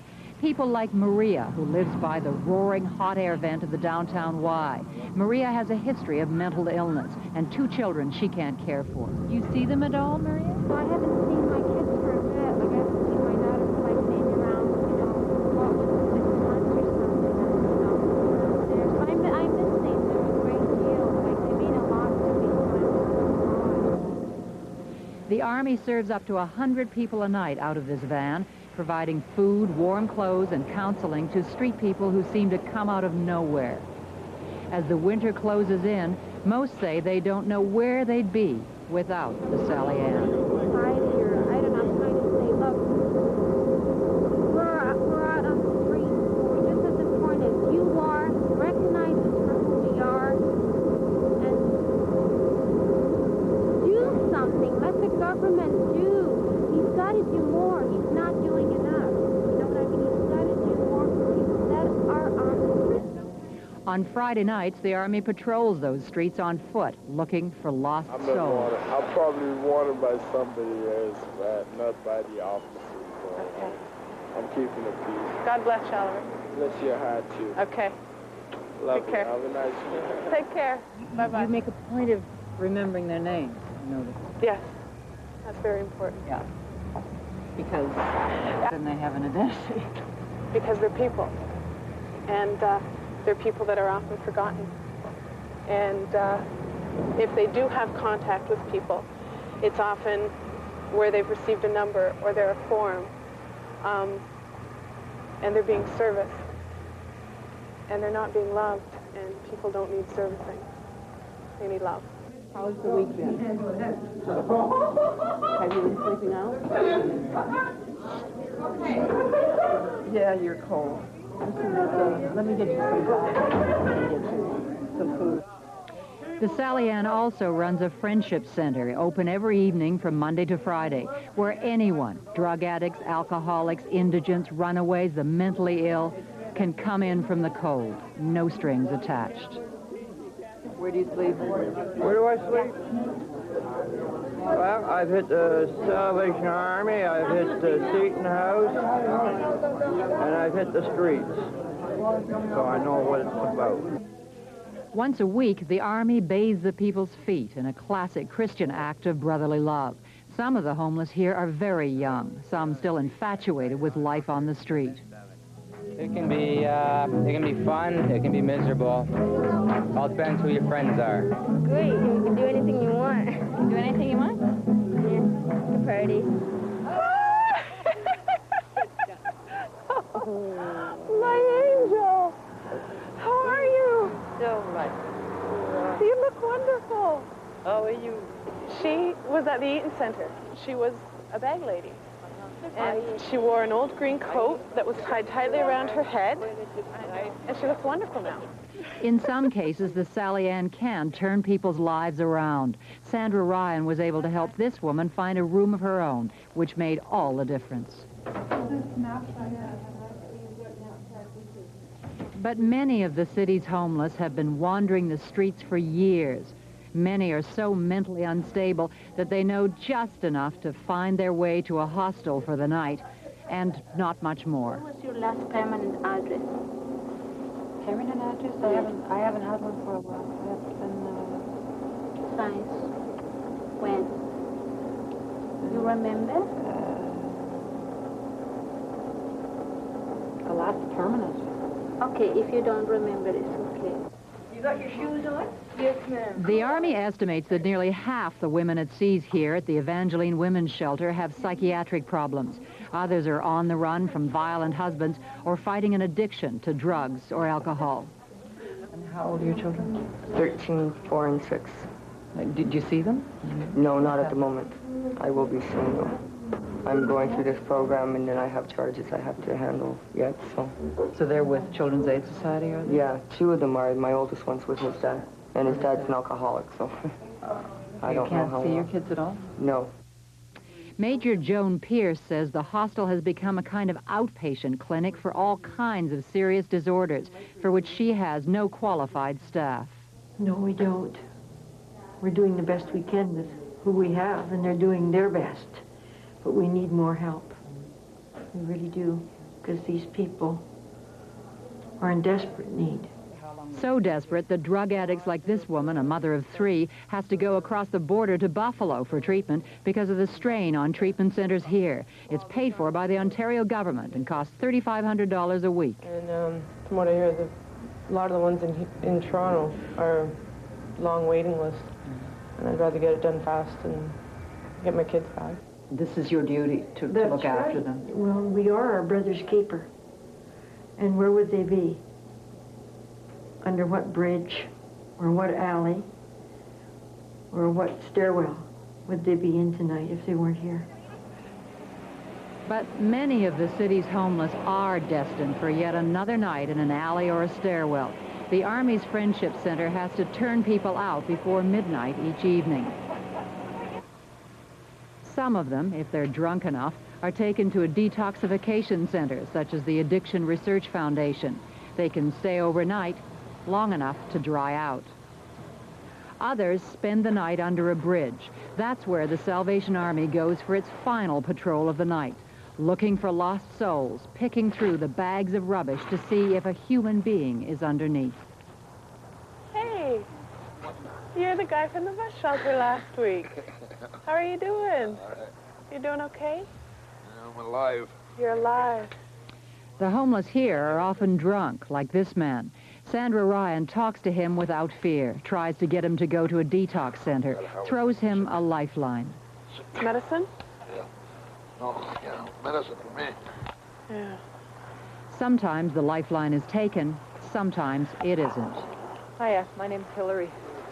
Hi. Red Dog. Red Dog. You sleep here every night? Yep. Do you? It's, you're quite sheltered here, I guess. You're out of the wind here. I don't get cold anywhere, actually. You don't get cold anywhere? No? The people here prefer this squalid place to any shelter because here no one bothers them, except the ghosts of the dead. You're going to be sleeping on it. It's all right. What do you do that for? One for the guys and one for the girls. For the people that passed away. So the Salvation Army leaves Red Dog to his demons, while Sandra Ryan says a prayer for him. I just pray that you will be with Red Dog now. Give him that strength, Lord, so he can put his life together. With the full sting of winter just a few weeks away, the Sally Ann knows that some of the homeless may freeze to death. People the Army didn't see, the police didn't find. As the Army points out, the homeless may be misfits, alcoholics, addicts, deeply disturbed people, but they are human beings, and in a decent society, they deserve better.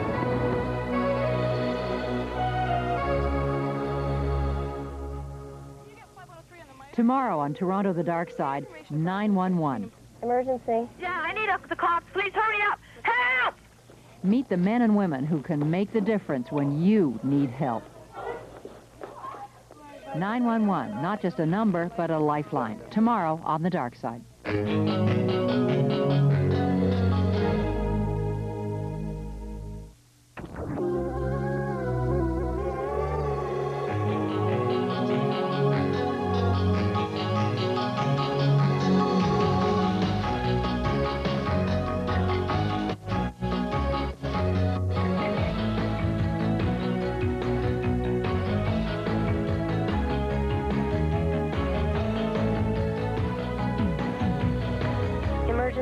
Yes, can we have the police at Gators Roadhouse? What's the problem there? There's a fight and there are weapons. There are weapons? Yeah. Okay, what kind of weapons? Emergency. There's a fire at the back. There's a Fairmount school. Some kids were kicking it out. Emergency. Ambulance, please. My father has passed out. I need an ambulance. All right. This is the 911 Crisis Center. The men and women here can make the difference in an emergency. On a typical day, they can handle 10,000 calls. They can handle 6,000 dispatches. Recently, our reporters, Lorne Madelon, Paul Hunter, Lynn Whittam, and Sheila Manise, spent a Saturday night with the people who make 911 not just a number, but a lifeline. Emergency. Yeah, I need the cops. Please hurry up. Help! I don't know the address. A 3-second cry for help to a 911 operator. Instantly, the victim's address is on a computer screen and the police are on the way. Female screaming. Sounds like a domestic fight. Possible domestic. Those kind of things we call unknown troubles, and we hotshot the desk with those, and you just realize that you've done what you can from your end, and emergency. Yeah, I'd like to report a single car accident where I think somebody is injured. Okay, put you through an ambulance. Call after call after call, someone needs help somewhere. Ambulance? Yeah, I'd like to report... The process is simple. A 911 operator takes the call. If it's an emergency, it's transferred across the room to a police dispatcher. 11 desk, go ahead. Or to ambulance and fire dispatchers in another building. Everyone must stay on top of the crisis and be clear and calm with directions. You lost him around Lynn Valley. Can I have that registration again? Suspects for the holdup. It's male white 2356. Do you advise the plate number at all? I know you said the lights were not on Yes, This crisis is a high-speed car chase through Scarborough. Okay, listen, we got a pursuit going here. You're going to have to hold it, okay? He had a ski mask, armed with a butcher knife. Okay, that's it. It's a Grand Am. Stolen. Stolen. 4105 is chasing it now. Emergency. I have an emergency in my apartment. Two guys are fighting. The pressure never stops. It only changes. People here rotate between 911 and dispatch, taking emergency calls and sending out help. Information for units in 51 Division regarding the stabbing at the community center. Updated description, suspect male, dark black, 20 years, 6 foot, heavy build, slight mustache, short afro with a design carved in the back. Last seen wearing a brown leather jacket, black or brown pants, and possibly a black hat. Last seen on St. Bartholomew. Officers from the city's smallest police division, 51, respond to a stabbing in the country's largest public housing project, Regent Park. 29-year-old officer Neil Corrigan is looking for the suspect. What number is this, dear? Number 9? Corrigan's partner, 37-year-old Dawn Cranston, is looking for the victim. Move the cameras up.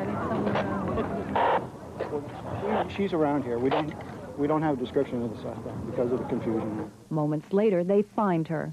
She didn't want any medical treatment. She's just got the ambulance attendants put a couple of Band-Aids on her hands. That's all they had to argue with her, just to allow them to do that. She refused any medical attention. She won't go to the hospital.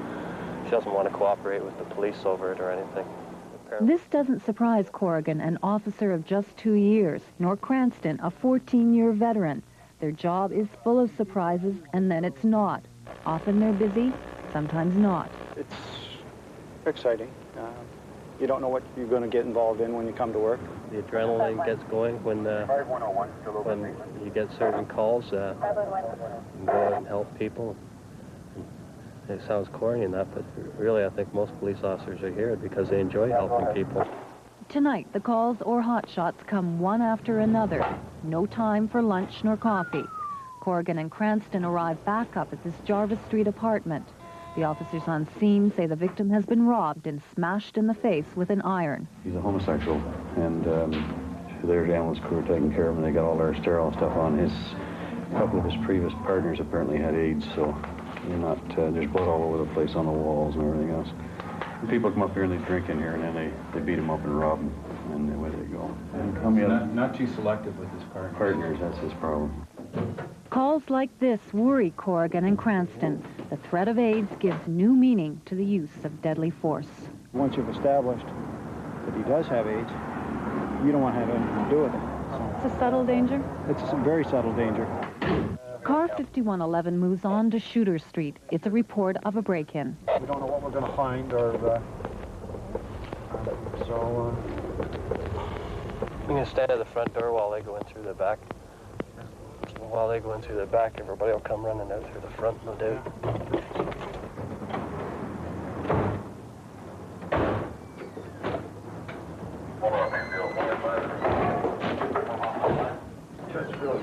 At this address, police have reason to fear the occupants as much as the intruders. After all, this was a crack house. Looks like somebody's still here.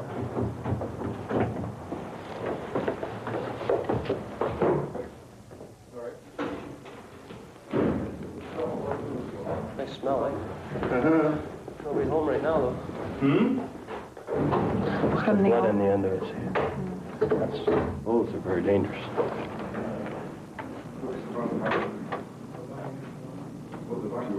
Can't be all bad. Sure. Yeah, it was kicked in. People knew the place was vacant, so it's a good place to come and smoke, crack, or do whatever it is you're going to do. I'll come back and find it's boarded up and go somewhere else. I have more fear of AIDS and pricking myself with one of their needles, the people who use drugs, than what I do of any type of street violence.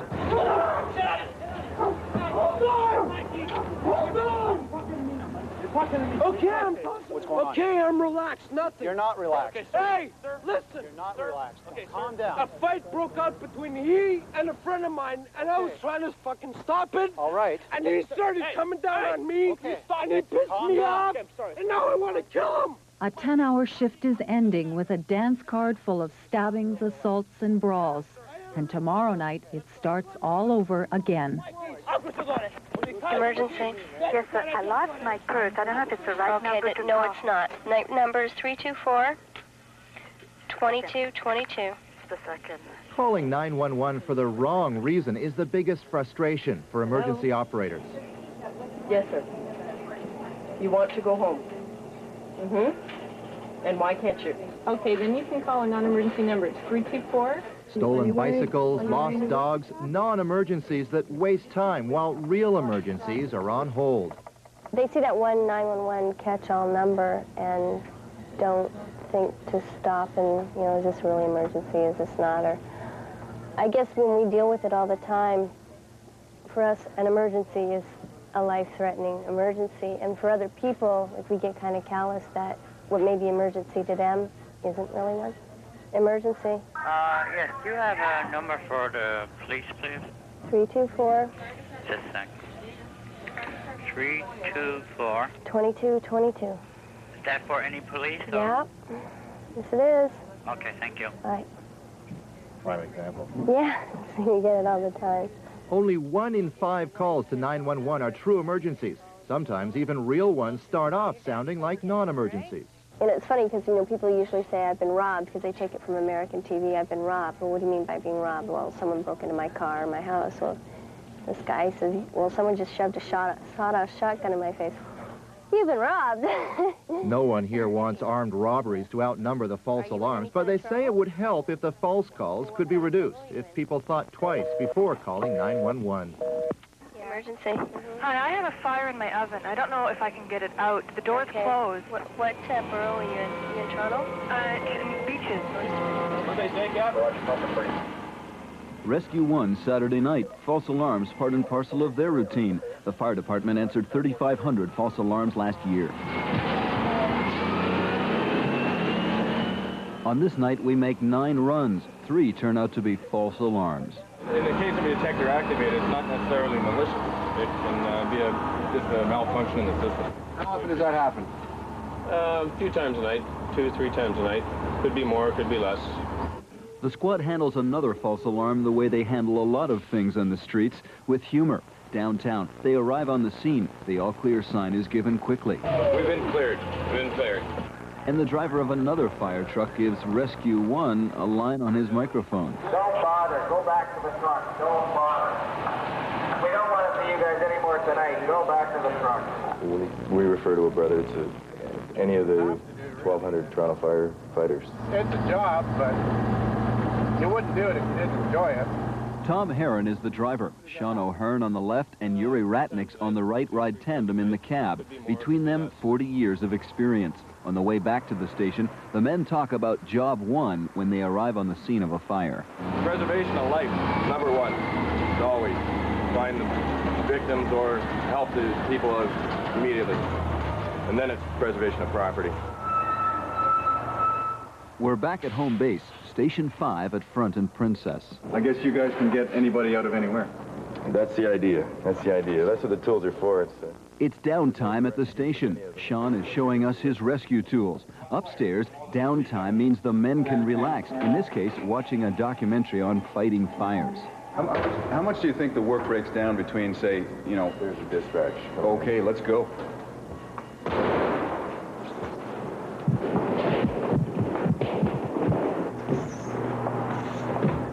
After an hour-and-a-half break, the squad is told to roll once again. There's a bumpy ride through the streets on the way. We just looked for chemical cans or any kind of refuse that could identify some kind of chemical. These days and nights, firefighters need more than strength. They need knowledge. The crew arrives at the Industrial Disposal Center on Cherry Street, summoned here to check on gases that might be fermenting under the piles of garbage. It looks like steam.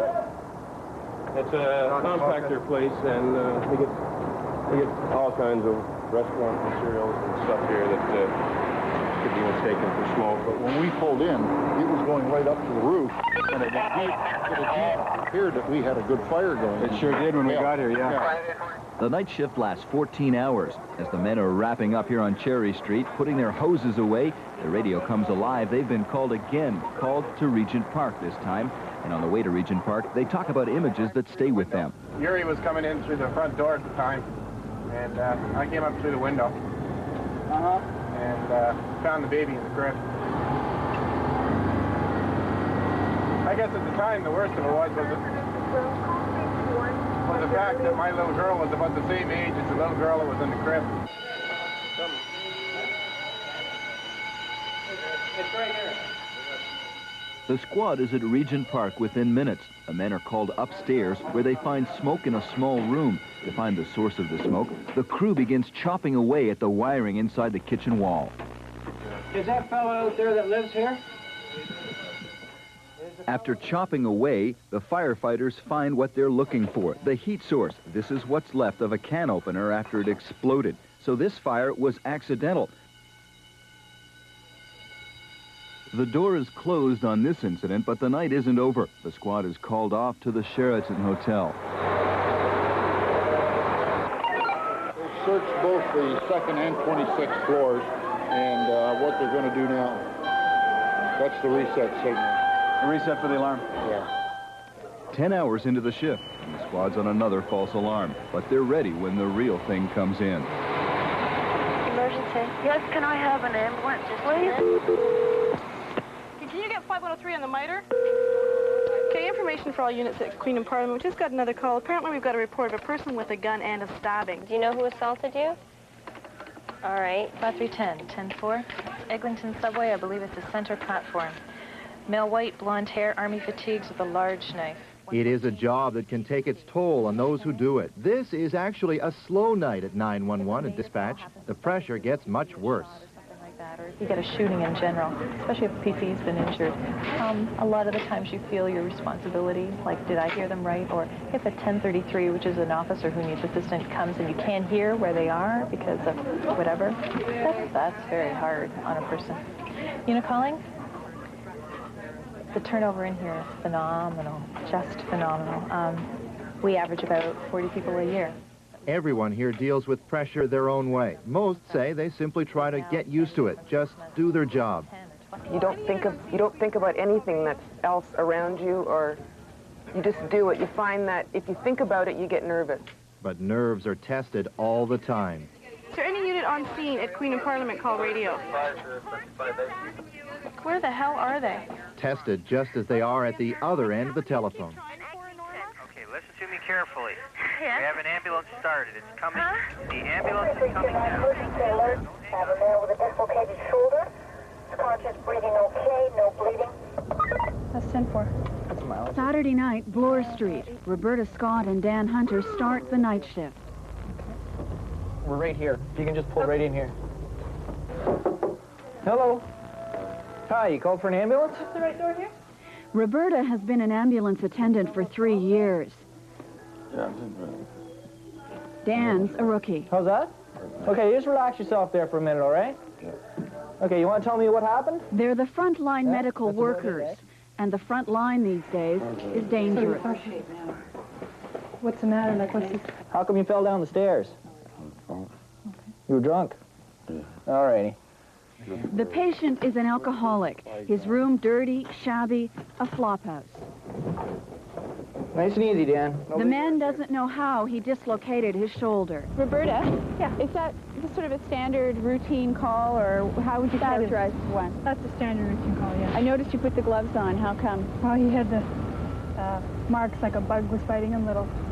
You could see his skin was all red from bug bites, and the apartment was, you know, when you call like that, you put your gloves on right away. It's hard to see this, you know? I find it hard. Yeah, the way they live. I mean, that apartment you saw was quite typical of the stuff we go into, you know. And yeah, it's sad, isn't it? The way they live. It's amazing to see. Before I started this job, I never saw places like that. Now Roberta sees them all the time. 3329, emergency alert. The female in labor. She is full term. 3329. Be advised, the call taker advises the patient is possibly a bit 211. 211, an emotionally disturbed patient. A psychiatric call. It's the wild card. Does that make you a little more nervous about going to the call if you know that she may be a little erratic? I wouldn't call it nervous, just a little more cautious. Just cautious. There's a name for this. They call it John Wayne syndrome. The psychologist who treats attendants says they don't like to admit they're scared. Oh, come on, guys. Yeah, someone's got to move. The attendants do say there are more violent calls downtown. Overdoses, domestics, 211. This is, like they warned us, it's like a 211, so it's like so normally you just sort of stand at the side of the door. It's just a thing that you learn in case someone comes out at you. So you wait until they answer. Hello? Hello? You can warn it's a 211, so you don't just walk in blindly to something like you want the lights on or something and she's telling us to come upstairs. Her companion is the weird one. Is her companion pregnant? Their supervisor, Neil Haynes, comes to help. 211 call as well, and it's all dark up there, and she's telling me, no, come upstairs. I said, can you turn the light on? She says, well, you come upstairs, and then you can turn the light on. And I'm like, yeah, what's sitting upstairs, waiting for me to come up there in the dark? Can you see where she is? Hello? Slowly, cautiously, they make their way into the dark. Can you? There we go. Relief. Just a woman on a bed, no surprises. Why did you call us? What's your period now? Except she's not pregnant. How are you feeling? I told you when I phoned you my baby's in my period, you see. Your baby's in your period. Are you sure you're pregnant? How are you feeling? Oh, are you bleeding? She needs care. They take her to the hospital. Is this kind of patient normal at night in Toronto? Is this... Yeah, got quite a few psych patients and really inconsistent behavior.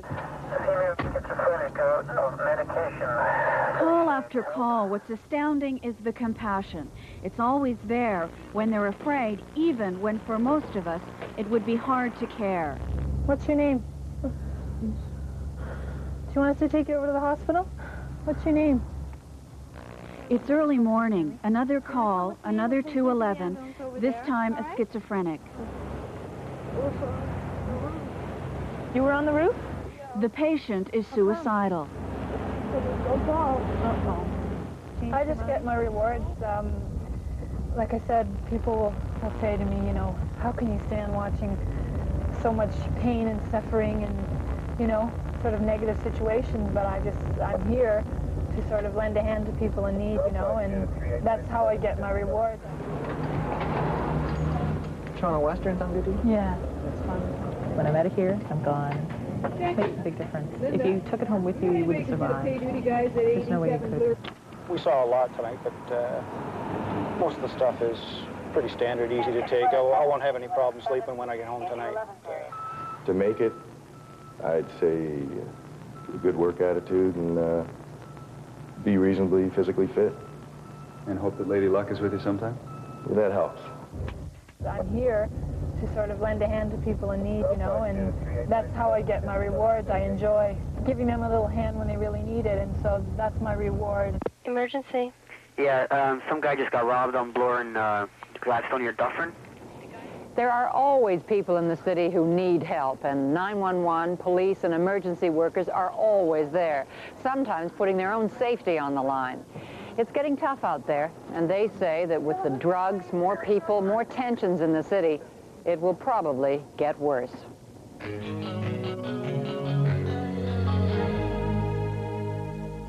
Tomorrow on Toronto, the Dark Side, I'll walk on the west side of Toronto's nightlife. See how the hip people party on Queen Street West. Go inside some of the trendiest clubs in town. I'll walk on the west side tomorrow on CBC at 6.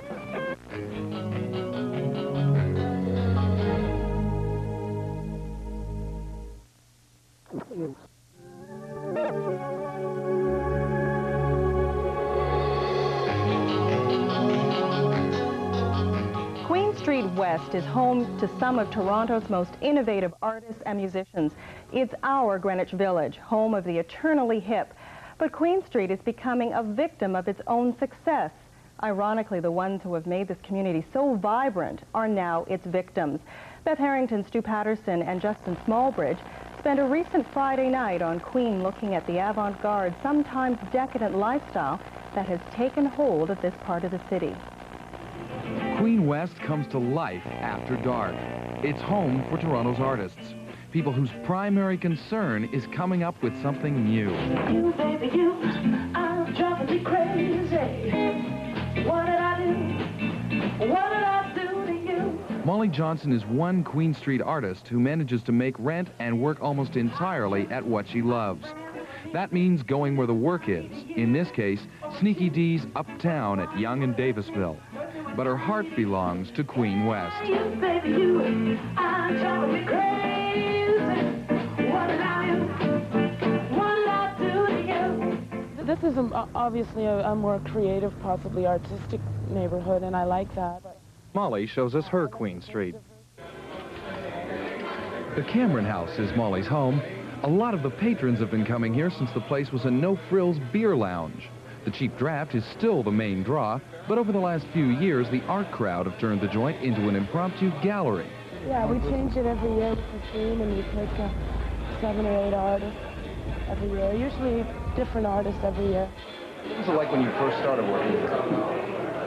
It was almost the same. It was different people only. Yeah, the only thing different generations. 2 blocks away, the Bamboo was one of the first clubs to open here. Over the last 10 years, it's become a landmark, one that has helped put this neighborhood on the map as a destination for people seeking art and music.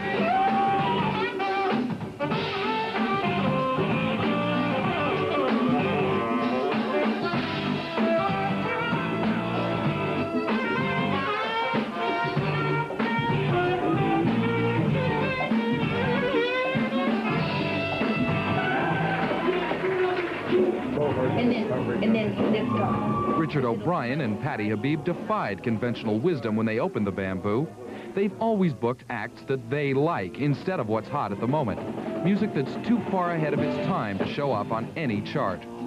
That approach guaranteed an audience among the local art crowd, and it cemented the club's reputation as the in place to be.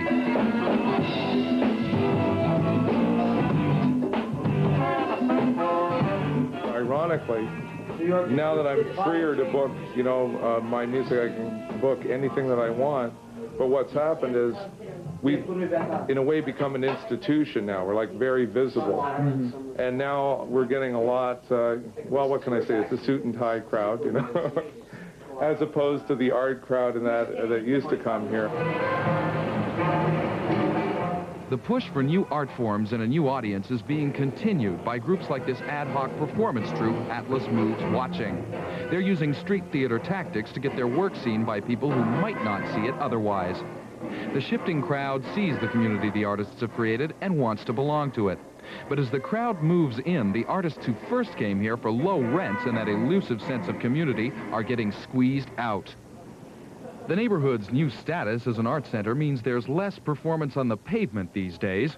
More often, the art available here is found indoors, packaged and promoted by galleries. Right now, Queen Street is very much the way Yorkville was towards the end of the 60s. You can still feel the sort of residual presence of the music and art scene that was here and so vibrantly lived, breathed, and worked on the street. But what's left are the shops and the galleries. Now, as gallerists, it's not so bad for me to see commerce moving in, but for the artists that I represent who actually moved into the neighborhood, it's becoming very tough.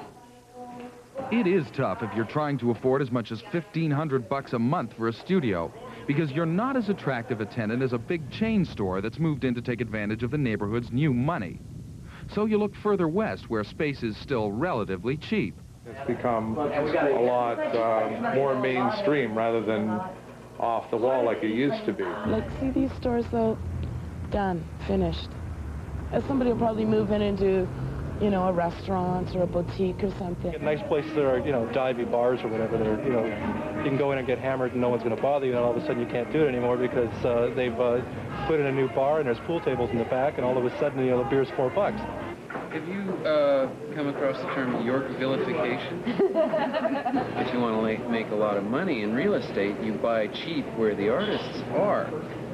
And this is just part of that process, and so we get pushed west, and we'll get followed west, and then, you know, who knows, in another 25 years we'll all be in Mississauga, and that'll be the place to be.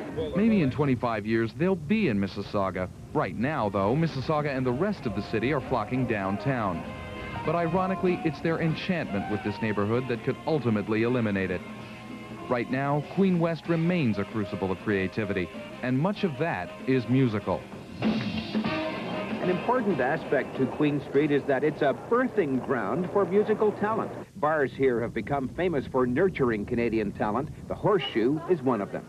The music you may be hearing tomorrow on the radio, you can enjoy tonight at the Horseshoe. Flashes behind my eyes. When I shoot the string into your lily bars. The Phantoms come from across the country. They met in Ottawa. Now the guys are developing their skills, winning new fans. It's close. It's close to the people, and the response is immediate. And like, as far as a stepping stone, I don't know. Like, 'cause I feel as though we're already here. There's girls dancing right in front of us. You know, it's fantastic. Queen Street, you can get away with murder. If you're out of tune and everything's breaking down, it's art. All kinds of big names have played here on the way up. These musicians know they're aiming high. That's where the bar owners come in. Jeff Healy played on the Skydome stage last night. He was a regular here. Blue Rodeo's playing all over North America. So this is really a launching pad for a lot of talent. Absolutely. It's all one big musical family. We're all working together. We're all helping each other. And Queen Street is just a tool for these bands to promote themselves. Everything is changing. Nothing stays the same. Everything is changing. Nothing stays the same. The fact that Queen Street spotlights new bands, that's what attracts the fans.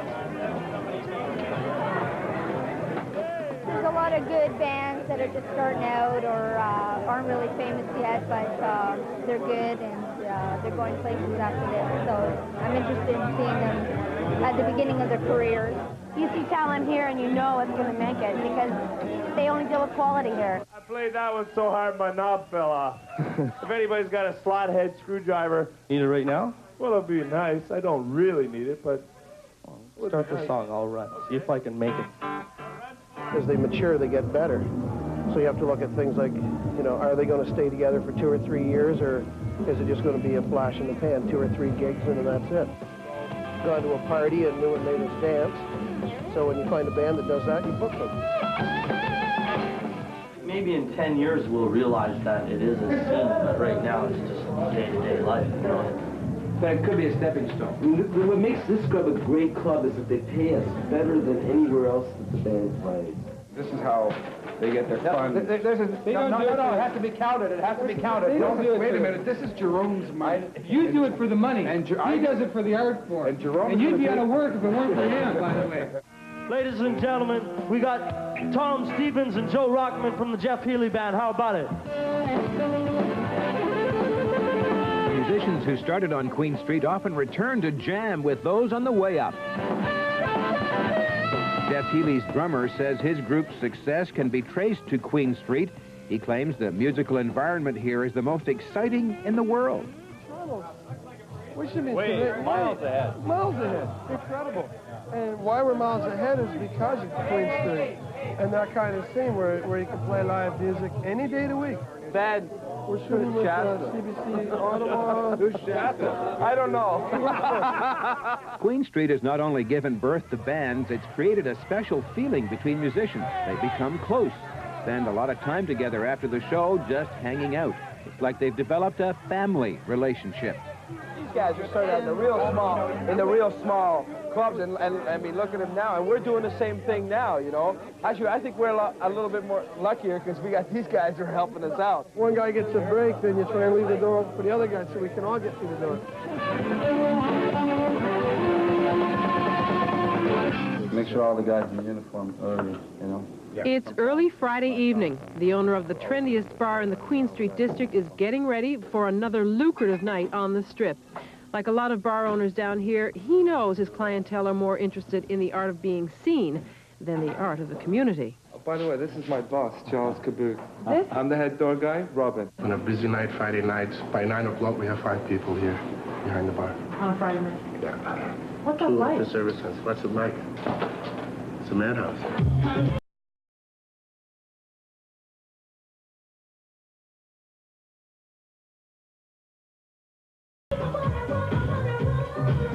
Still Life caters to the trendy, fashionable set. Its people work hard to serve up high-class treatment with high-class distractions. If owner Caboot does any nurturing at all, it's the consistent pampering of his clients. Gentlemen, there's no jeans allowed here. We have a dress code. There is a dress code, but if you know the owner, the dress code is out. Thank you. Some people say that, you know, if you're not the right kind of person, you don't get into still life. No, that's not true. You know, that's not the case at all.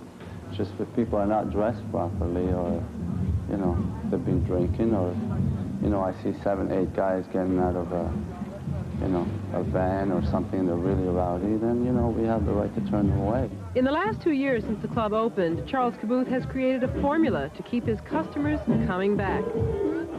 It's the people. It's the people, the atmosphere that makes the place. You walk in here and you feel like somebody.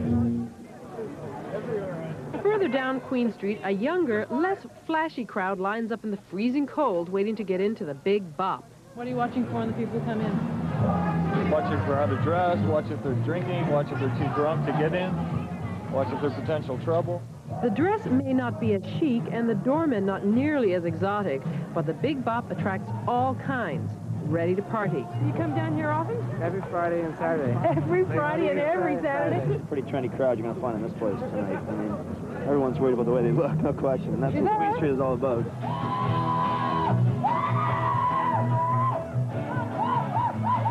The style and the attitude may seem more casual here than at Still Life, but it's just as serious about making money.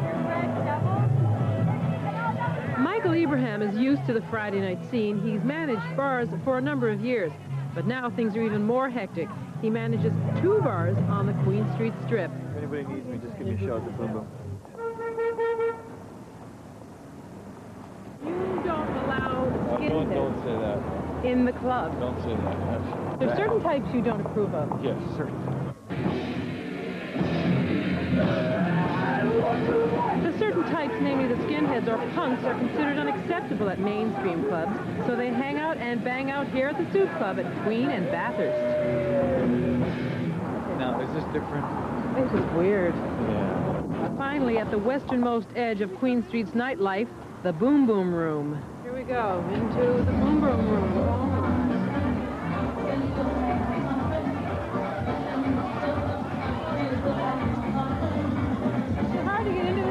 Or does anybody get in? We cater to a little more of a selected clientele.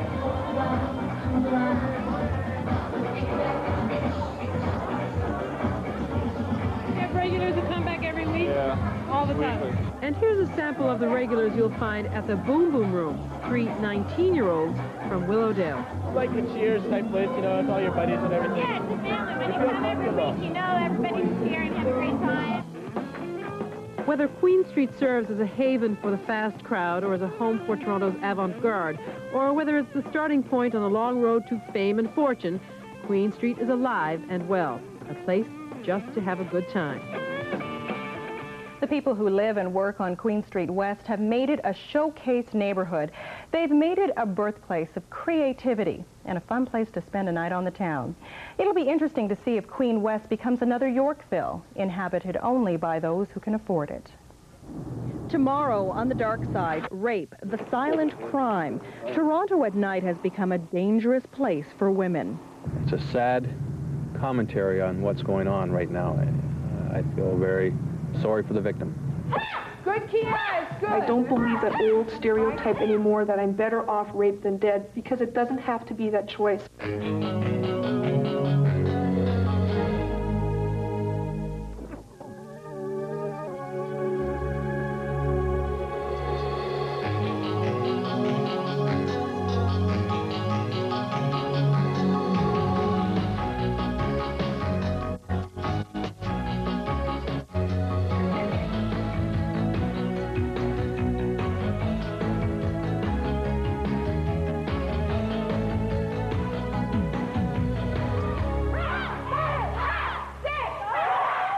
It's not a movie. It's a real nightmare. We have investigated a sexual assault in the area of Queen and River right now.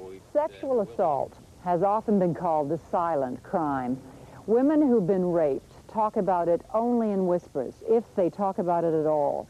There's a tremendous amount of guilt and shame associated with it. There shouldn't be, but there is. If you were beaten and robbed, you wouldn't hesitate to call the police, tell your friends who wouldn't shun you. But rape is different. It changes people's lives. Tonight, Kelly Crow, Regina Hickel-Sabo, and C. Paikin take a look at the silent crime that has so many victims.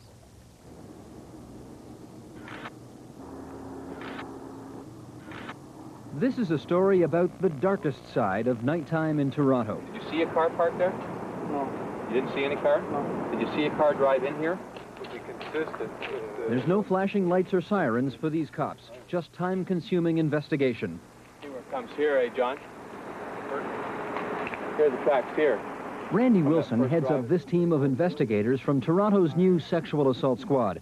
It's a team that investigates the worst cases in hushed voices, usually in the middle of the night. Earlier this evening, a woman was dragged from a downtown community center at knife point. 3 men forced her into their car. They drove the woman to an isolated quarry. Now, investigators are trying to discover the identities of the men who raped the woman beneath this swirling pile of gravel. We went right around the plant.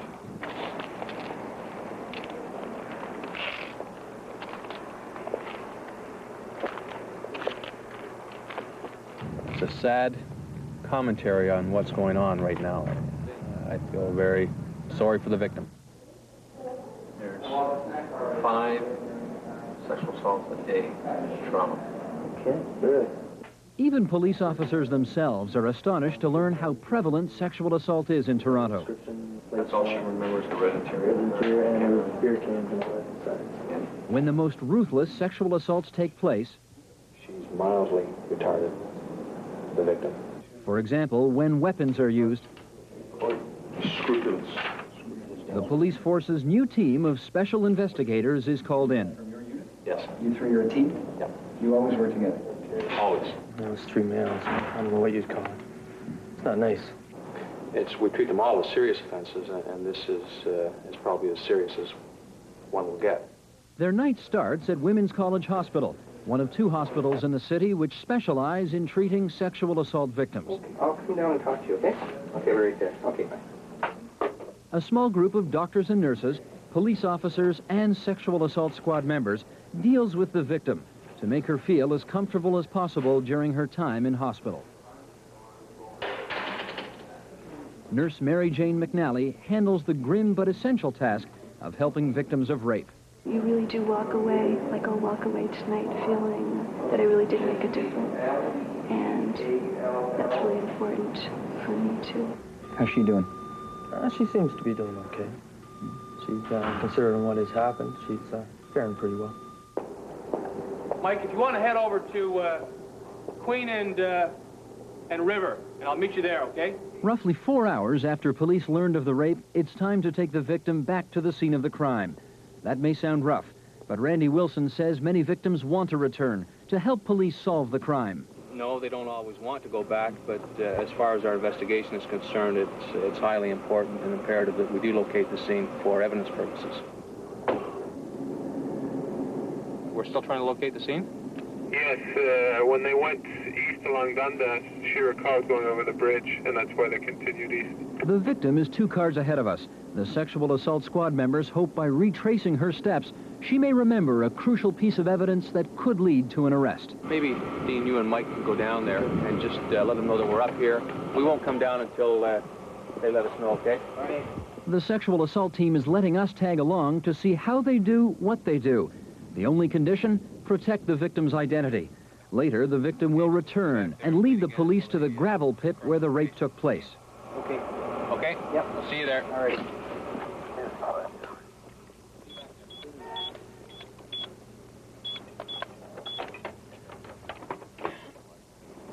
Sergeant Slaughter, Staff Sergeant Wilson, Sexual Assault Squad. How are you?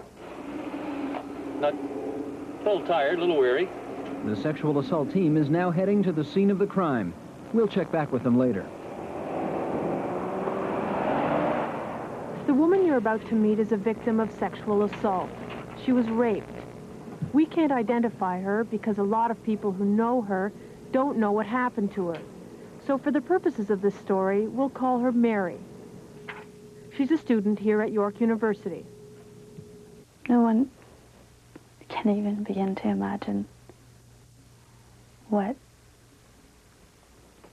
that time was like. No one can begin to imagine, and I could never expect anyone to try, and I wouldn't want them to try. It's not a movie. You're not watching something. It's a real nightmare that you can't wake up. You can't get out of. It happened 7 months ago in this East End neighborhood. Mary was stalked by a stranger who finally broke into her apartment in the middle of the night and attacked her while she was sleeping. The man threatened her with a gun. The incident changed her life dramatically.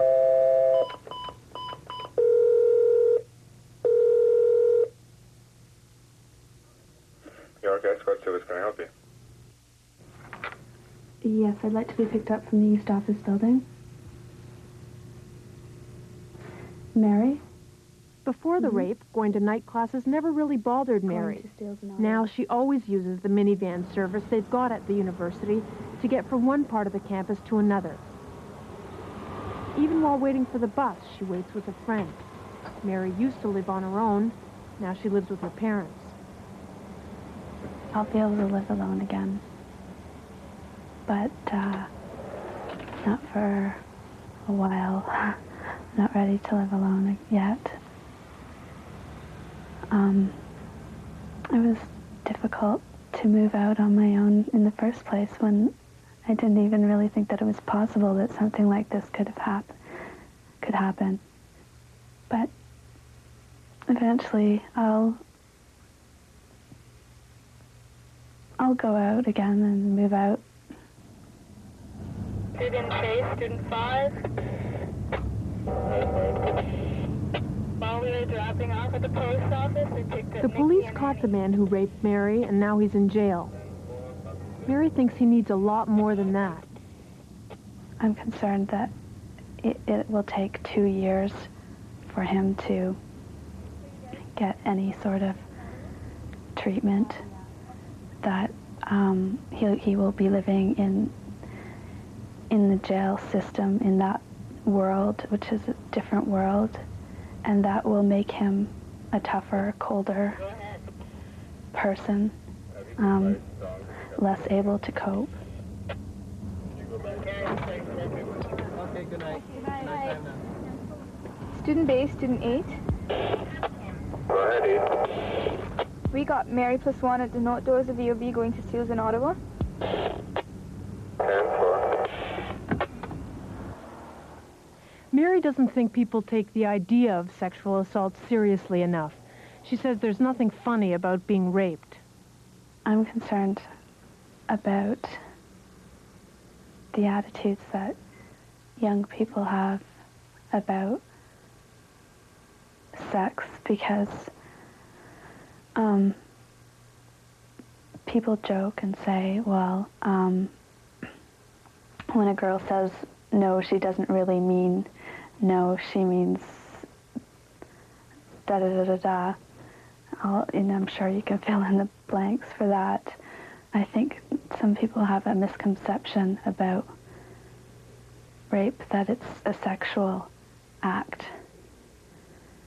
It has nothing to do with sex. It's not sex. It's violence. There's a woman in Toronto who makes it her business to make that point, day in and day out, that sexual assault is violence, not sex.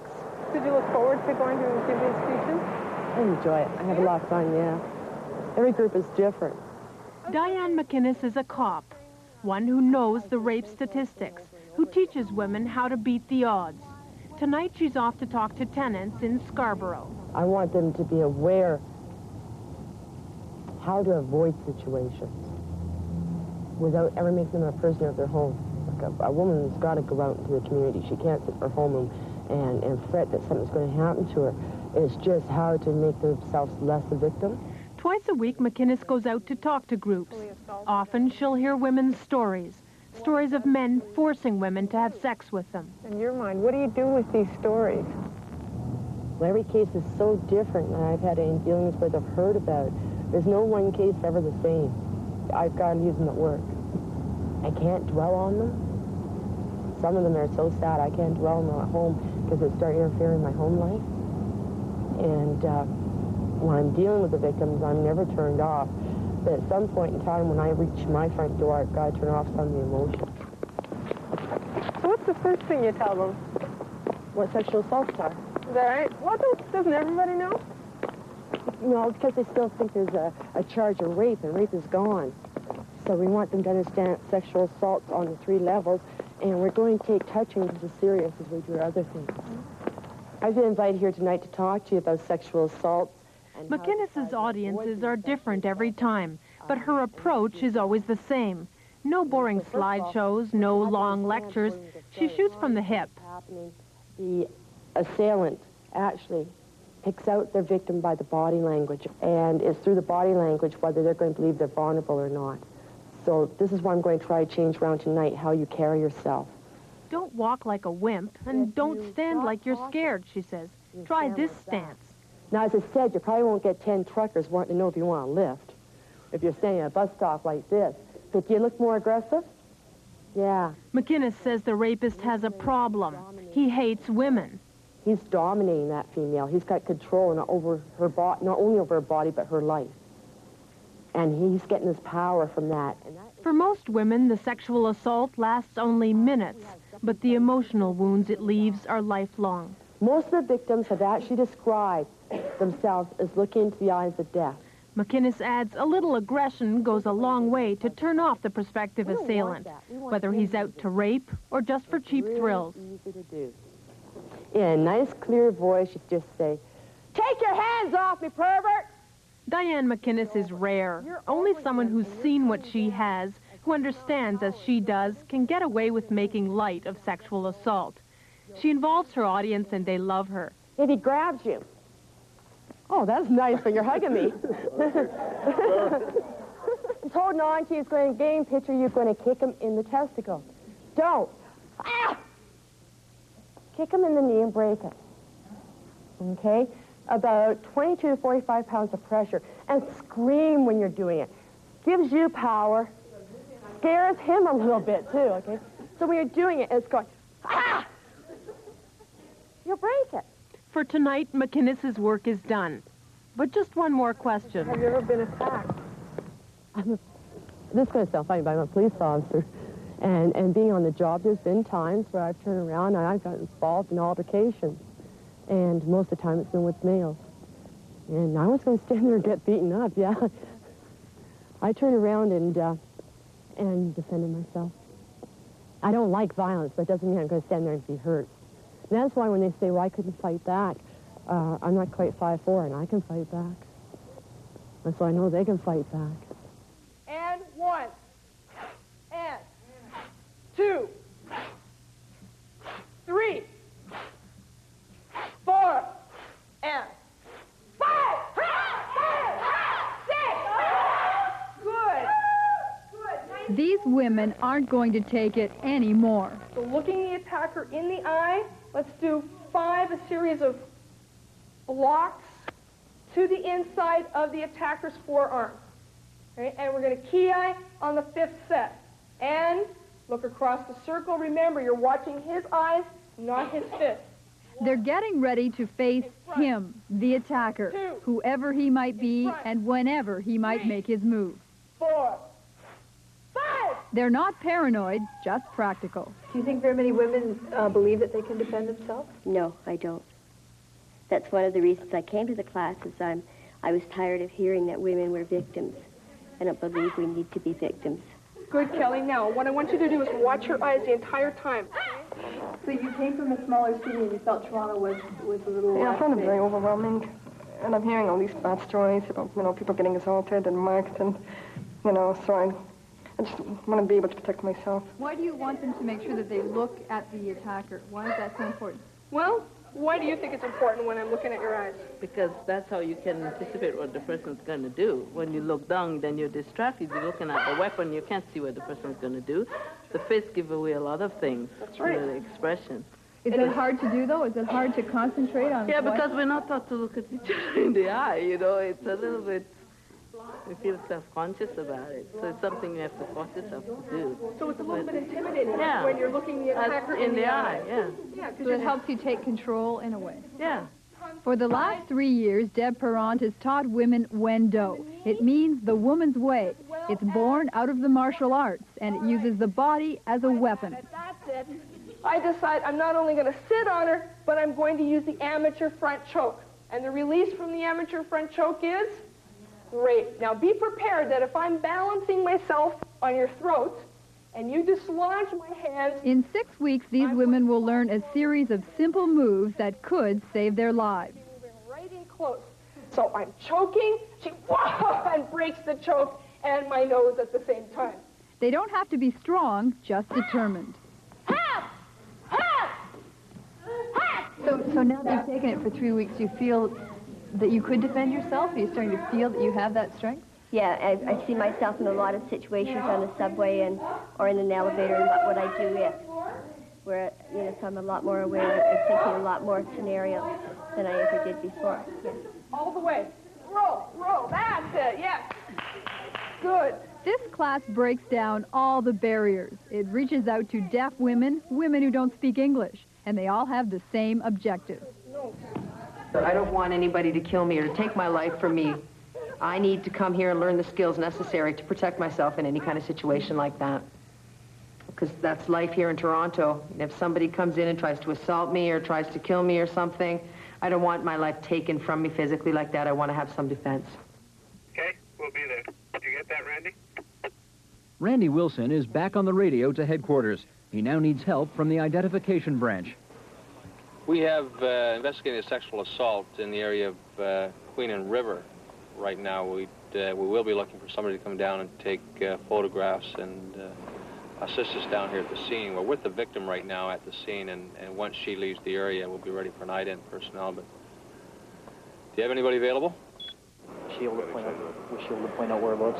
Where she sit in front of the big sand pile, there's a set of tire tracks that stop right there. Yes, I've spoke to them, and they'll have somebody here in about 5 minutes. The sexual assault squad has now been with the victim for almost 4 hours. Wendy Ward is one of 2 women on the squad. And how's this one coping? She's doing very well. Why would she be doing well? She's just been assaulted by 3 men at knife point. How can she be doing well? She had a very good support network when she reported initially to the police, the people with whom she lived, the officers that attended initially, the support at the Sexual Assault Care Center at Women's College Hospital, and hopefully we've had something to do with her coping at this particular stage well with her sexual assault. The officers in the field don't work alone. At police headquarters, investigators use this one-of-a-kind Holmes computer. Experts will load details of this crime into the computer. They hope it will help solve the crime.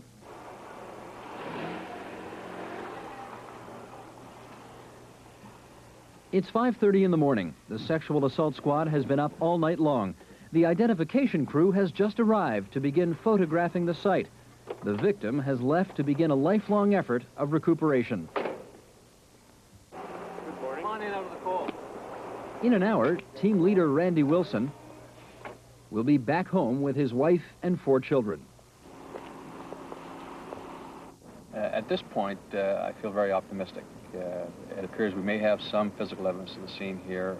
Our victim is holding up very well, supplied us with a great deal of information, and I feel optimistic at this point. I'll see you Monday. What are you working Monday? 10 minutes after 6, and this night is over. Within 5 days, police charge 1 suspect and have a good lead on finding a second.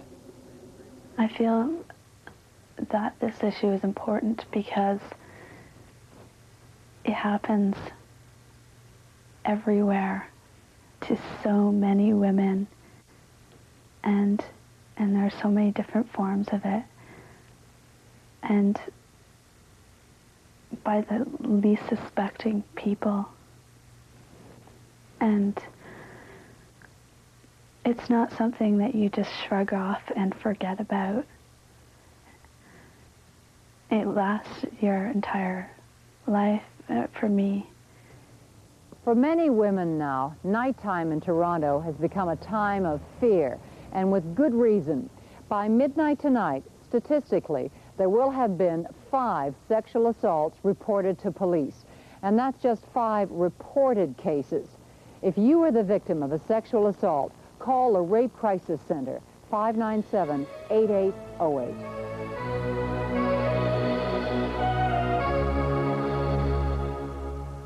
Here, the guy with the white hat. The guy with the white hat. Coming up tomorrow on Toronto's The Dark Side. A tour of one of the toughest police beats in town.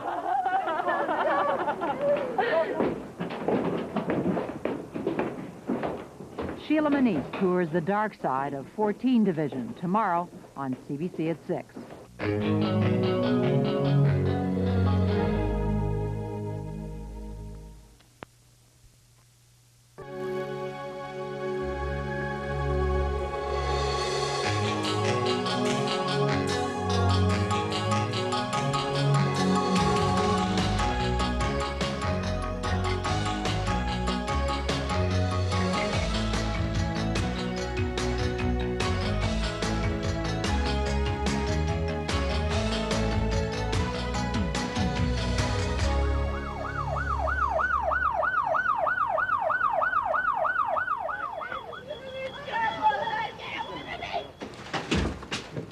See here that this is a place that is now being frequented.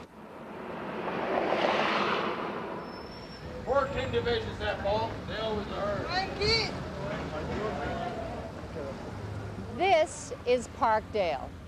For the police, it's 14 Division, one of the toughest patrols in town. At night, their radios crackle with the sound of hundreds of calls, from street fights to drug busts. Recently, our reporter Sheila Manise took a 2-night guided tour of this part of town, meeting its characters and watching its dark side unfold. Here, the guy with the white hat. The guy with the white hat. 14 divisions that ball. They always are.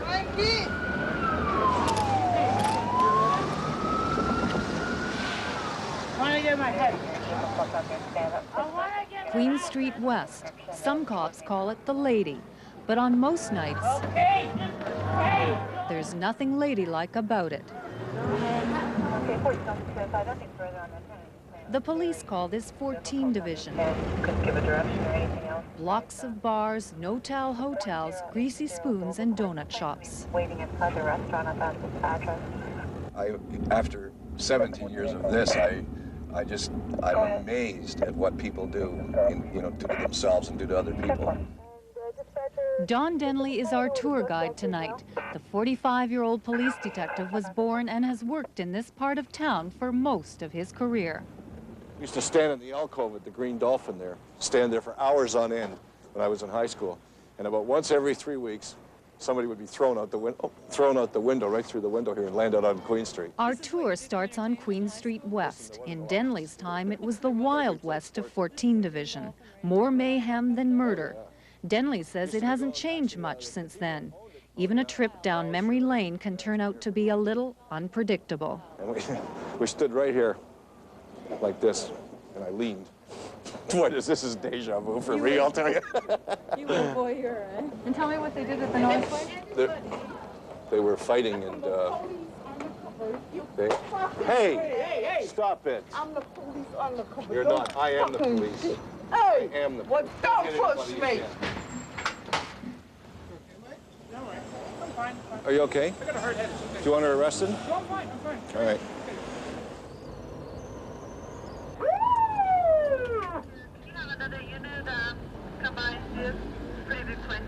The artery where cars and people move is clogged most nights. One reason, men on the prowl for sex. And for the price of a dinner out, they get it. There are as many hookers down here as restaurants. Who tell me about her? She was a public school teacher. I don't know exactly where. What does she do now? She's a hooker now. Mama, this is Sheila Moniz. I've heard of you. I've seen you on TV. I want to wish you a Merry Christmas. I want to wish you a Merry Christmas. I want to wish you a Merry. These blue toilet bowl cleaners. When I'm 15, I'm 62. Were you ever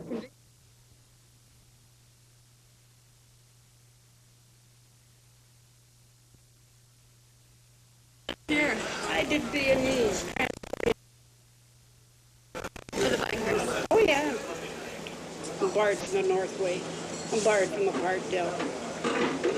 Me? Afraid? You don't know me, does you? No. I am still good at night when I come out with a switchblade and a chain. That's back a number of years.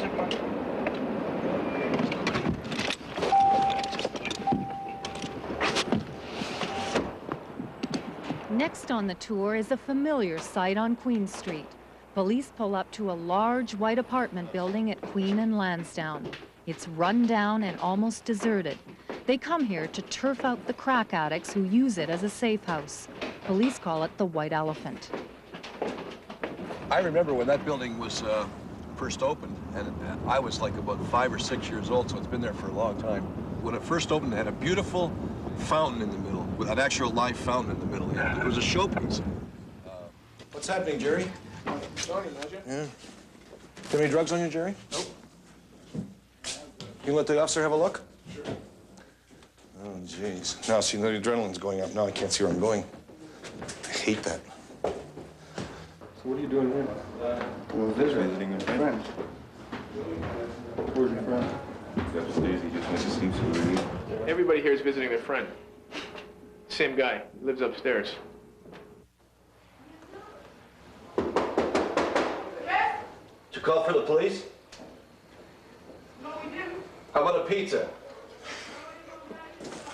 No, there's nobody down here. You see, the problem is there's food and rats, and I hate rats. Home sweet home. Last year, 72 tenants lived here. 18 remain. The survivors share their quarters with the night squatters. You can see here that this is a place that is now being frequented. There's all kinds of evidence of crack and drugs down here.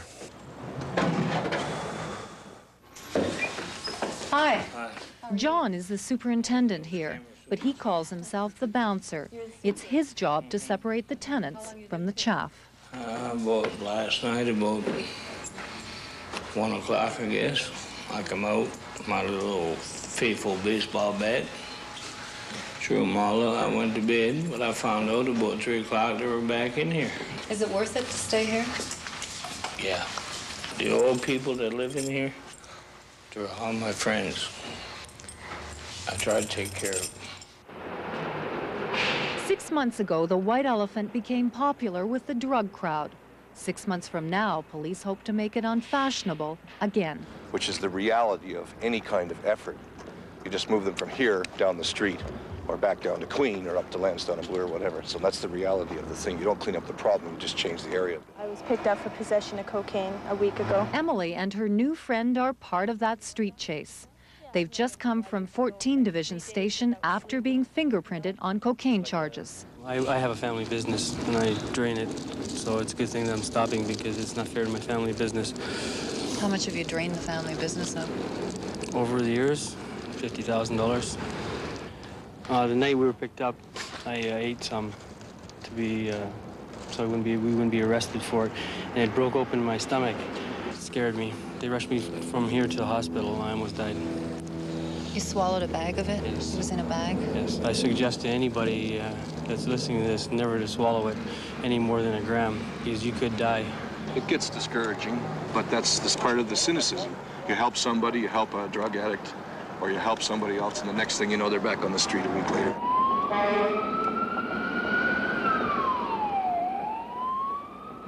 But not all the drugs police have to deal with are illegal. The legal ones give them real problems, too.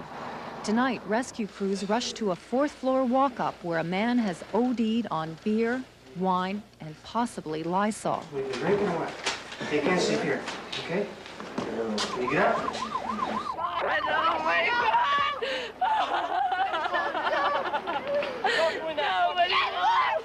Get lost! Policeman, do you want an ambulance? I don't want to go to the hospital! Help me! Help me! Get away from me! No, I don't care! Get lost! I know I'm coming! I know I'm I called the doctor.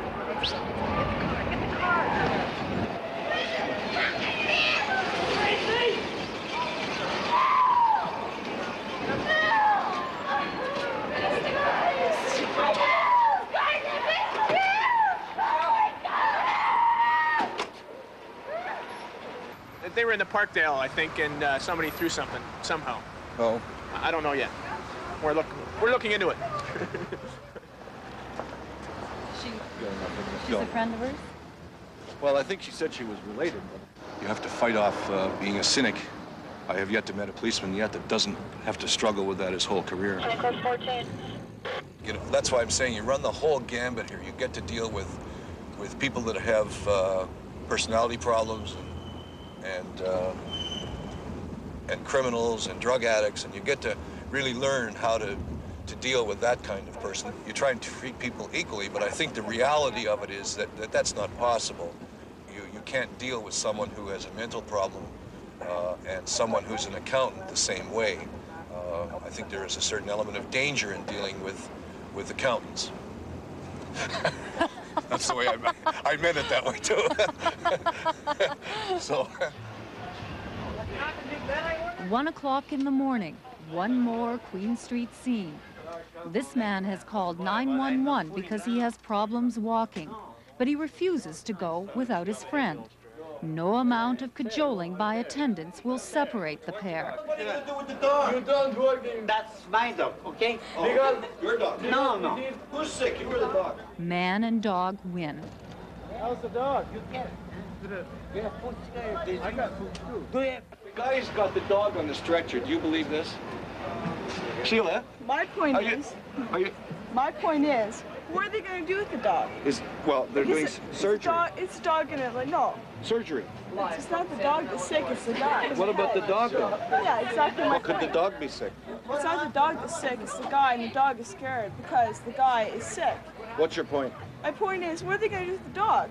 Just because the dog has a sick owner, why should the dog suffer? Why should the dog, an animal, suffer because of human incompetence? Save that dog! Save that dog! Save that dog! Save that dog! Save that dog! So nothing further on that kind of saying it was very difficult to understand. Couldn't give a direction or anything else besides that. Our two-night tour is ending. It's been more noisy than nasty, but life on the street goes on. It's a place where the sign language can be as loud as the sirens.